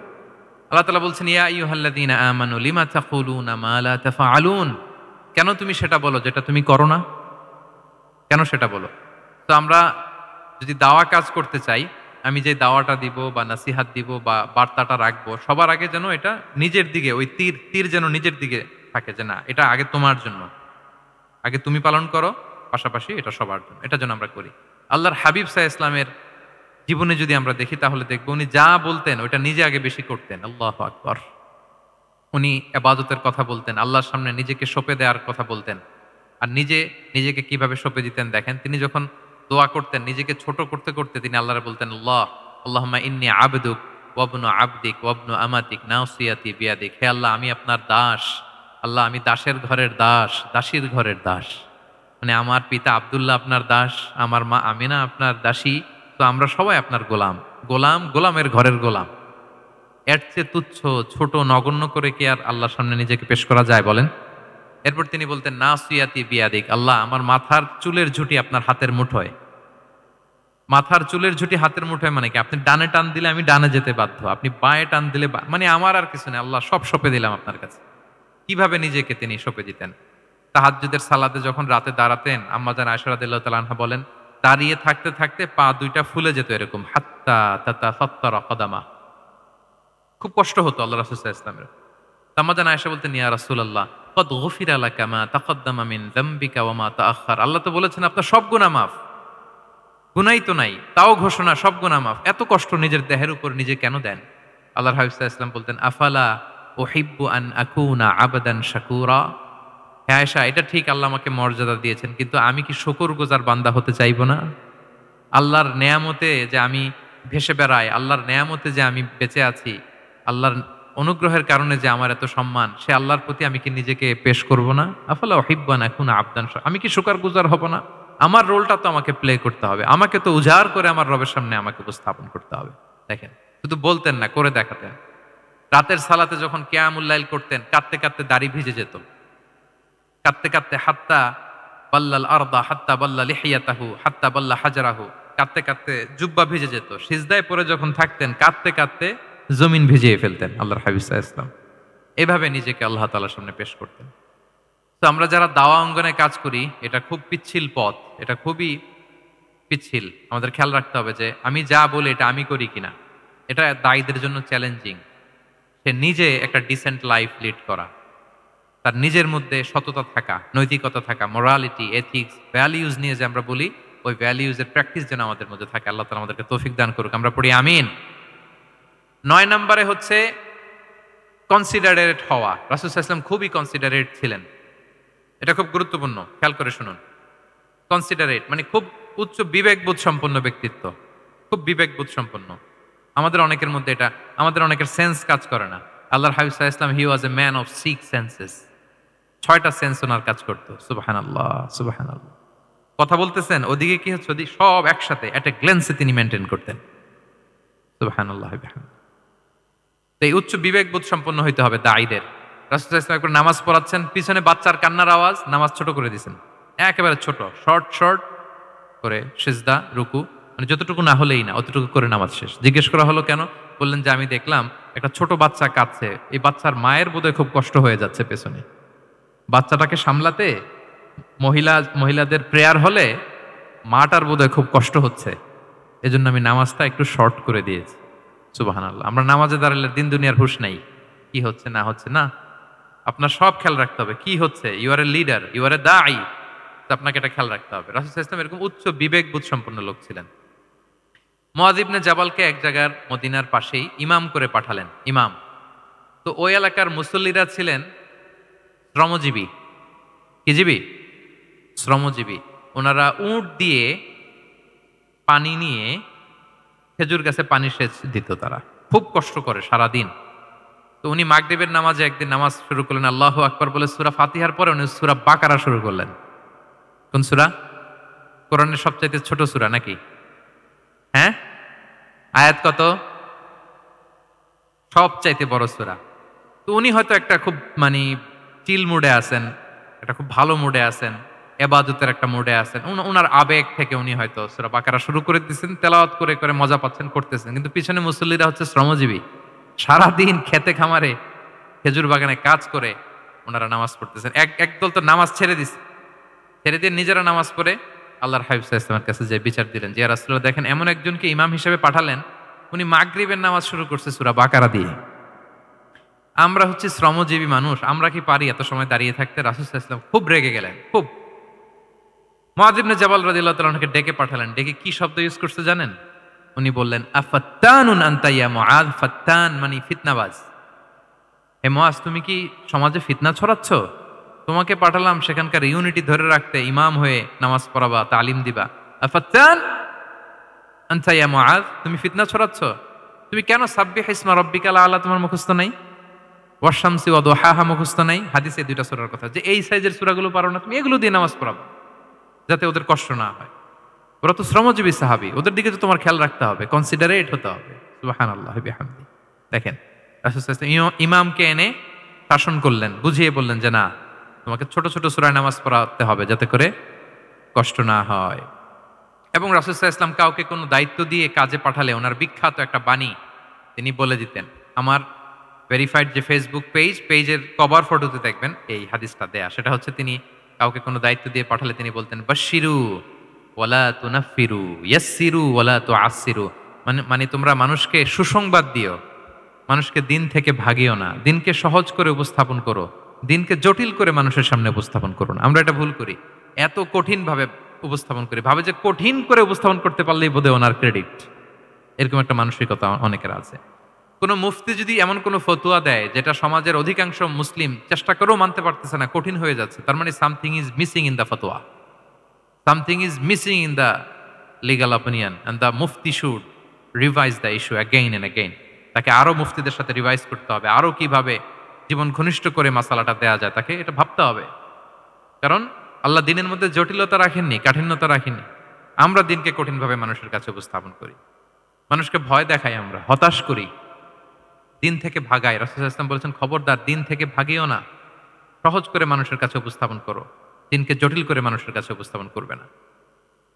তো তাহলে কনসিডারেট ছিলেন রাসূল সাল্লাল্লাহু আলাইহি ওয়াসাল্লাম, খুব উচ্চ বিবেক বোধ সম্পন্ন ব্যক্তি ছিলেন। একবার মাগরিবের সালাতে অথবা এশার সালাতে হাদিসে এসেছে যে ইহদা সলাতাইল ইশা, মানে মাগরিব অথবা এশায় হাসান হুসাইন রাদিয়াল্লাহু তাআলা আনহুমাকে নিয়ে তিনি নামাজে গেলেন। নামাজের এক পর্যায়ে সেজদারত অবস্থায় ওনার নাতি হাসান রাদিয়াল্লাহু তাআলা আনহু ওনার কাঁধের উপরে চেপে বসলেন, দীর্ঘ সেজদা দিলেন। এরপর যখন নামাজ শেষ করলেন, সাহাবারা বললেন, ইয়া রাসূলুল্লাহ, এত লম্বা সেজদা দিতে তো কখনো দেখি নাই, নামাজে কি অসুস্থ হয়ে গেলেন নাকি, অথবা নামাজ চলা অবস্থায় কি কোরআনের আয়াত নাজিল হলো নাকি? রাসূল সাল্লাল্লাহু আলাইহি ওয়াসাল্লাম বললেন, কুল্লু যালিকা লাম ইয়াকুন, একটাও না, বরং ওয়ালাকিন নাবনি ইরতাহালানি, আমার নাতি আমার কাঁধে উঠছিল। ফাকারিহতু আন উআজ্জিলাহু হাত্তা ইয়াকদিয়া হাজাতা, আমি সেজদায় উঠতে গেলেই তো ও যে খেলতেছে এটা ডিস্টার্ব হয়ে যাবে, তো ওর যতক্ষণ না ওর খেলা শেষ না হয় আমি একটু ওয়েট করতেছিলাম। তার খেলাধুলা শেষে তার সময় যখন হয়েছে নেমে গেছে, আমি তখন সেজদা থেকে মাথা উঠিয়েছি। কি কনসিডারেট ছিলেন দেখেন, কি উচ্চ বিবেক বোধ সম্পন্ন, অন্যের যাতে কষ্ট না হয়, অন্যের যে কোনো কনসার্ন, এগুলো সব তিনি খেয়াল রাখতেন। তো দাঈদের এরকম সিক্স সেন্সের অধিকারী হওয়ার চেষ্টা করতে হবে। আল্লাহ তাআলা আমাদেরকে তৌফিক দান করুক। কয়টা গেল? 9টা। আর একটা সর্বশেষ, এটা খুব গুরুত্বপূর্ণ, আপনাদের সাথে খুবই রিলেভেন্ট, মনোযোগ দিয়ে শুনুন। সেটা হচ্ছে প্রপার টাইমিং ফর দাওয়া। দাওয়ার জন্য টাইমিংটা খুব গুরুত্বপূর্ণ। টাইমিং ইজ প্রপার টাইমে যদি দেন ওটা ক্লিক করবে, ওটা স্পার্ক করবে। আর যদি সময় মতো না হয় ওটা কাজ করবে না। প্রপার টাইমে প্রপার দাওয়াটা দিতে হয়, সঠিক সময়ের অপেক্ষা করা, যখন সেই সময়টা আসছে তখন দাওয়া দেওয়া। বুঝতে পেরেছেন না ব্যাপারটা? একটা ছোট্ট উদাহরণ দেই। এক ইহুদি কিশোর রাসূল সাল্লাল্লাহু আলাইহি ওয়াসাল্লামের খেদমত করতো। ইহুদি কিশোর, কোন ধর্মের কিশোর বলেন তো? ইহুদি কিশোর। প্রায় আসতো রাসূল সাল্লাল্লাহু আলাইহি ওয়াসাল্লামের কাছে, আসতো রাসূল সাল্লাল্লাহু আলাইহি ওয়াসাল্লামের সেবা করতো, কিন্তু তাকে কখনো রাসূল সাল্লাল্লাহু আলাইহি ওয়াসাল্লাম দিনের দাওয়াত দেন নাই। ছেলেটা ইহুদি, কিন্তু তার সামনে কখনো দিনের দাওয়াত তিনি দেন নাই। একদিন দেখে যে ওই ছেলে আসে না, লাগাতার এরকম কয়েকদিন যাবত ওই ছেলে আর আসে না। তখন রাসূল সাল্লাল্লাহু আলাইহি ওয়াসাল্লাম খোঁজ নিলেন যে কি হয়েছে। তখন রাসূল সাল্লাল্লাহু আলাইহি ওয়াসাল্লাম শুনতে পেলেন যে ছেলেটা অসুস্থ। আল্লাহর হাবিব সাল্লাল্লাহু আলাইহি ওয়াসাল্লাম গেলেন, যে দেখলেন যে ইহুদি ছেলেটা বিছানায় পড়ে কাতরাচ্ছে, পাশে ছেলেটার বাবা। রাসূল সাল্লাল্লাহু আলাইহি ওয়াসাল্লাম তার মাথায় হাত বুলিয়ে দিলেন, তার খোঁজ খবর নিলেন। এবার রাসূল সাল্লাল্লাহু আলাইহি ওয়াসাল্লাম বললেন, আসলিম, মানে ইসলাম ধর্ম গ্রহণ করো। ফানাযারা ইলা ওয়াজহি আবি, ইহুদি ছেলেটা তার বাবার চেহারার দিকে তাকালো যে দেখি আব্বা কি বলে। বাবা যেহেতু দাঁড়ায় আছে, ফানাযারা ইলা ওয়াজহি আবি, বাবার চেহারার দিকে মুমূর্ষু ছেলেটা বাবার চেহারার দিকে তাকালো। তো বাবা বলল, আতি আবুল কাসিম, মানে আবুল কাসিম যা বলে তাই শোনো। রাসূল সাল্লাল্লাহু আলাইহি ওয়াসাল্লামের বড় ছেলের নাম ছিল কাসিম, ফলে ওনাকে আবুল কাসিম বলে মদিনাতে ডাকা হতো। আমাদেরও তো বড় ছেলে বা বড় মেয়ের নাম ধরে ডাকে না? ধরেন যে আপনার বড় ছেলের নাম আব্দুল্লাহ, তো আপনারা বলে আব্দুল্লাহর বাবা। রাসূল সাল্লাল্লাহু আলাইহি ওয়াসাল্লামকে মদিনায় বলা হতো কাসিমের বাবা। তো ছেলেটা যখন বাবার চেহারার দিকে তাকালো, বাবা বলল, আতি আবুল কাসিম, তুমি আবুল কাসেমের অনুসরণ করো, যা বলে তাই শোনো। ছেলেটা তখন পড়তে আরম্ভ করলো, আশহাদু আল্লা ইলাহা ইল্লাল্লাহ ওয়া আশহাদু আন্না মুহাম্মাদুর রাসূলুল্লাহ, মানে মুসলিম হয়ে গেল। রাসূল সাল্লাল্লাহু আলাইহি ওয়াসাল্লাম ইহুদীদের ঘর থেকে বের হয়ে আসলেন আর বললেন, আলহামদুলিল্লাহিল্লাযী আনকাযাহু মিনান নার। বুখারীর বর্ণনা। প্রশংসা সে আল্লাহর, যে আল্লাহ এই ছেলেটিকে জাহান্নাম থেকে মুক্তি দিয়ে জান্নাতি বানিয়ে নিল। দেখেন, রাসূল সাল্লাল্লাহু আলাইহি ওয়াসাল্লাম একটা প্রপার টাইমিং এর অপেক্ষা করতেছিলেন। এতদিন রাসূল সাল্লাল্লাহু আলাইহি ওয়াসাল্লামের ঘরে যে ইহুদি কিশোর খেদমত করে, কাজ করে দিয়ে আসে, একদিনও দাওয়াত দেয় না। রাসূল সাল্লাল্লাহু আলাইহি ওয়াসাল্লাম একটা ভালো সময় খুঁজতেছিলেন। শুরুতেই যদি দাওয়াত দেয়, ওই ছেলে আশাই বন্ধ করবে, ভাববে খাইছে, আমার তো ধর্মান্তরিত করতে চায়। ঠিক কিনা বলেন? যে আমার একটা ফেইথ আছে, সে তো আমার ফেইথ কেড়ে নিতে চায়, বা তার বাবাও ভয় পাবে। রাসূল সাল্লাল্লাহু আলাইহি ওয়াসাল্লাম যখন অনেকদিন তার সাথে মিশলেন, রাসূল সাল্লাল্লাহু আলাইহি ওয়াসাল্লামের ব্যক্তিত্ব, রাসূল সাল্লাল্লাহু আলাইহি ওয়াসাল্লামের কথা বার্তা, আচরণ, মানসিকতা সব দেখে যখন এই ইহুদি ছেলে, তার বাবা ইমপ্রেসড, এবং ছেলেটা শুয়ে আছে বিছানায় মুমূর্ষ, এই প্রপার একটা টাইমিং এর অপেক্ষায় রাসূল সাল্লাল্লাহু আলাইহি ওয়াসাল্লাম ছিলেন। যখনই সেই সময়টা এসেছে, রাসূল সাল্লাল্লাহু আলাইহি ওয়াসাল্লাম দাওয়াত দিলেন, মুহূর্তের মধ্যে ক্লিক। আল্লাহু আকবার। এই প্রপার টাইমিং এর অপেক্ষা আমাদেরকে করতে হবে। এই সুযোগটা কিন্তু আপনাদের আছে। আমি শুরুতেই বলেছি যে ডক্টরস যারা, তাদের কাছে মানুষ কখন আসে? সুদিনকালে না দুর্দিনকালে? বলেন, তার বিপদ, এর চেয়ে বড় বিপদ নাই। ক্যান্সার নিয়ে আসছে, ডায়াবেটিক্স নিয়ে আসছে, অসুস্থ, অসহায়, মানে ভাবখানা এমন, আপনি ছাড়া তার আর কোনো গতি নাই। ঠিক কিনা বলেন? এই প্রপার টাইমে যখন আপনি মনে করবেন যে now it's high time to give দাওয়া, জাস্ট ডু ইট। যখন মনে করবেন যে না, এখন একটা সুন্দর সময়, এখন বললে এটা কাজে দিবে, ওই সময়টাকে আপনি কাজে লাগান। তাহলে দাওয়া মেথোডোলজি সর্বশেষ পয়েন্ট হচ্ছে প্রপার টাইমিং ফর দাওয়া। যখন দাওয়া দিলে কাজে লাগবে, ঠিক তখন দিতে হবে। কি পারা যাবে তো ইনশাআল্লাহ? আল্লাহ তাআলা আমাদের সবাইকে তৌফিক দান করুক। তাহলে প্রিয় ভাইয়েরা, আমি একটু রিভাইজ করি আপনাদের সাথে কি কি নিয়ে কথা বললাম। প্রথমে আমরা বলেছি যে আমাদের মধ্যমপন্থী হইতে হবে, বাড়াবাড়িও করা যাবে না, ছাড়াছাড়িও করা যাবে না। আমরা কোথায় থাকবো? মাঝামাঝি, মাঝামাঝি। এরপরে আমরা বললাম ওরাল দাওয়ার চেয়ে প্র্যাকটিক্যাল দাওয়া, লিভিং দায়ী হইতে পারলে ওটার ইফেক্ট অনেক বেশি। এরপর আমরা আল্লাহর হাবিব সাল্লাল্লাহু আলাইহি ওয়াসাল্লামের সিরা এবং সুন্নাহ থেকে 10টা মেথোডোলজি, দাওয়া মেথোডোলজি আলোচনা করেছি। তার প্রথমটা ছিল ভেরি সফট এন্ড মাইল্ড, দাওয়া ল্যাঙ্গুয়েজটা সফট এন্ড মাইল্ড হতে হবে। 2 নাম্বার, কোশ্চেন থ্রো করতে হবে অ্যাটেনশন ড্র করার জন্য। 3 নম্বরে, visual explanation to make the দাওয়া মোর ইফেক্টিভ এন্ড প্রোডাক্টিভ। তারপরে 4 নাম্বার, গ্রাজুয়ালিটি, ধীরে ধীরে, ধাপে ধাপে, একবারে সব চাপিয়ে দেওয়া যাবে না। 5 নম্বরে, ইমোশনাল ইন্টেলিজেন্স ইউজ করতে হবে। 6 নম্বরে, ফুল অফ লাভ, দাওয়া should be full of love. 7 নম্বরে, কাউকে শুধরে দিতে চাইলে লজ্জা দিয়ে অন্যের সামনে শুধরে দিতে দেওয়া যাবে না, রাসূল সাল্লাল্লাহু আলাইহি ওয়াসাল্লাম যেভাবে শিখিয়েছেন ওইভাবে কারেক্ট করতে হবে। 8 নম্বরে, দাওয়া should be applied in yourself, আগে নিজের মধ্যে। 9 নম্বরে, কনসিডারেট হইতে হবে, উচ্চ বিবেকবোধ সম্পন্ন। আচ্ছা, 10 নম্বরে, প্রপার টাইমিং, ঝোপ্প যে কোপ, বাংলা একটা কথা বলে না, কি বলে? ঝোপ্প যে, তার মানে সময় মতো, সময়ের এক ফোর, অসময়ের সময় মতো। যখন আপনি মনে করবেন it's high time to give দাওয়া, ডু ইট, এটা করেন। এইভাবে আল্লাহ রাসূল সাল্লাল্লাহু আলাইহি সাল্লামের দাওয়া মেথোডোলজি ফলো করে যদি আমরা দাওয়া কাজ করি, দাওয়াটা প্রোডাক্টিভ হবে এবং খুব ইফেক্টিভ হবে। আশা করি আল্লাহর হাবিব সাল্লাল্লাহু আলাইহি ইসলামের এই যে দাওয়া মেথোডোলজি, এবং এটা কিভাবে আমাদের সাথে রেলেভেন্ট হতে পারে, কিভাবে এটাকে আমরা ইফেক্টিভ করতে পারি আর প্রোডাক্টিভ করতে পারি, এ ব্যাপারে আপনারা একটা মোটামুটি ধারণা পেয়েছেন। কি বলেন? ধারণা পেয়েছেন তো? এগুলো অ্যাপ্লাই করবেন তো সময় মতো ইনশাআল্লাহ। আল্লাহ তাআলা আমাদের সবাইকে কথাগুলো বুঝা আর আমল করার তৌফিক দান করুক। আমি আবারও মেডিকেল দাওয়া সোসাইটিকে ধন্যবাদ জানাই। ইনশাআল্লাহ পরবর্তীতে আরও যদি এরকম কোনো প্রোগ্রাম হয়, সুযোগ হলে আমরা আবারও অ্যাটেন্ড করব, আবারও কথা বলবো, আবারও আমরা দাওয়ার বিভিন্ন খুঁটিনাটি বিষয় নিয়ে হাতে কলমে দেখার এবং শেখার চেষ্টা করবো ইনশাআল্লাহ। সম্মানিত সুধী, এখানে আমি শুনেছি আমাদের সত্যায়নের একটা স্টল এসেছে, যেখান থেকে আমার রিসেন্টলি এবছরের একটা বই এসেছে, এক নজরে কোরআন। কোরআনের 114 সূরার সার নির্যাস আমরা তুলে ধরার চেষ্টা করেছি। বইটা এখান থেকে কিনা যাবে না, ওনারা জাস্ট দেখানোর জন্য 10টা কপি এনেছে। আপনারা শুরুতে যেই যদি 10 জন কিনে ফেলেন, তাইলে বাকিরা বঞ্চিত হবে। এজন্য আমি ওদেরকে বলে দিয়েছি বিক্রি করবা না, বিক্রি করা যাবে না, কারণ হাজার হাজার লক্ষ লক্ষ মানুষ প্রি অর্ডার করে রেখেছে, ওগুলো সাপ্লাই দিতেই পাবলিশারদের অবস্থা খারাপ। আমি চাইবো যে আপনারা বইটা একটু ধরে নেড়ে চেড়ে দেখে যাবেন যে আমরা কি করেছি আপনাদের জন্য। কোরআনের 114টা সূরার সারমর্ম, জিস্ট আমরা খুব সহজে নিয়ে আসার চেষ্টা করেছি। আশা করি পরবর্তীতে যদি কালেক্ট করেন আপনারা উপকৃত হবেন ইনশাআল্লাহ। যতগুলো কথা বললাম সবগুলো কথা আল্লাহ তাআলা প্রথমে আমাকে আমল করার তৌফিক দান করুক এবং আপনাদের সবাইকে আমল করার তৌফিক দান করুক। আল্লাহ তাআলা আপনাদের সবাইকে ভালো রাখুন, সুস্থ রাখুন, ঈমানের সাথে রাখুন। আমি আপনাদের জন্য প্রাণ ভরে দোয়া করছি এবং সবার কাছে দোয়া চেয়ে শেষ করছি। হাযা মা ইনদি ওয়াল ইলমু ইনদাল্লাহি আলাইহি তাওয়াক্কালতু ওয়া ইলাইহি উনীব। আসসালামু আলাইকুম ওয়া রাহমাতুল্লাহি ওয়া বারাকাতুহু।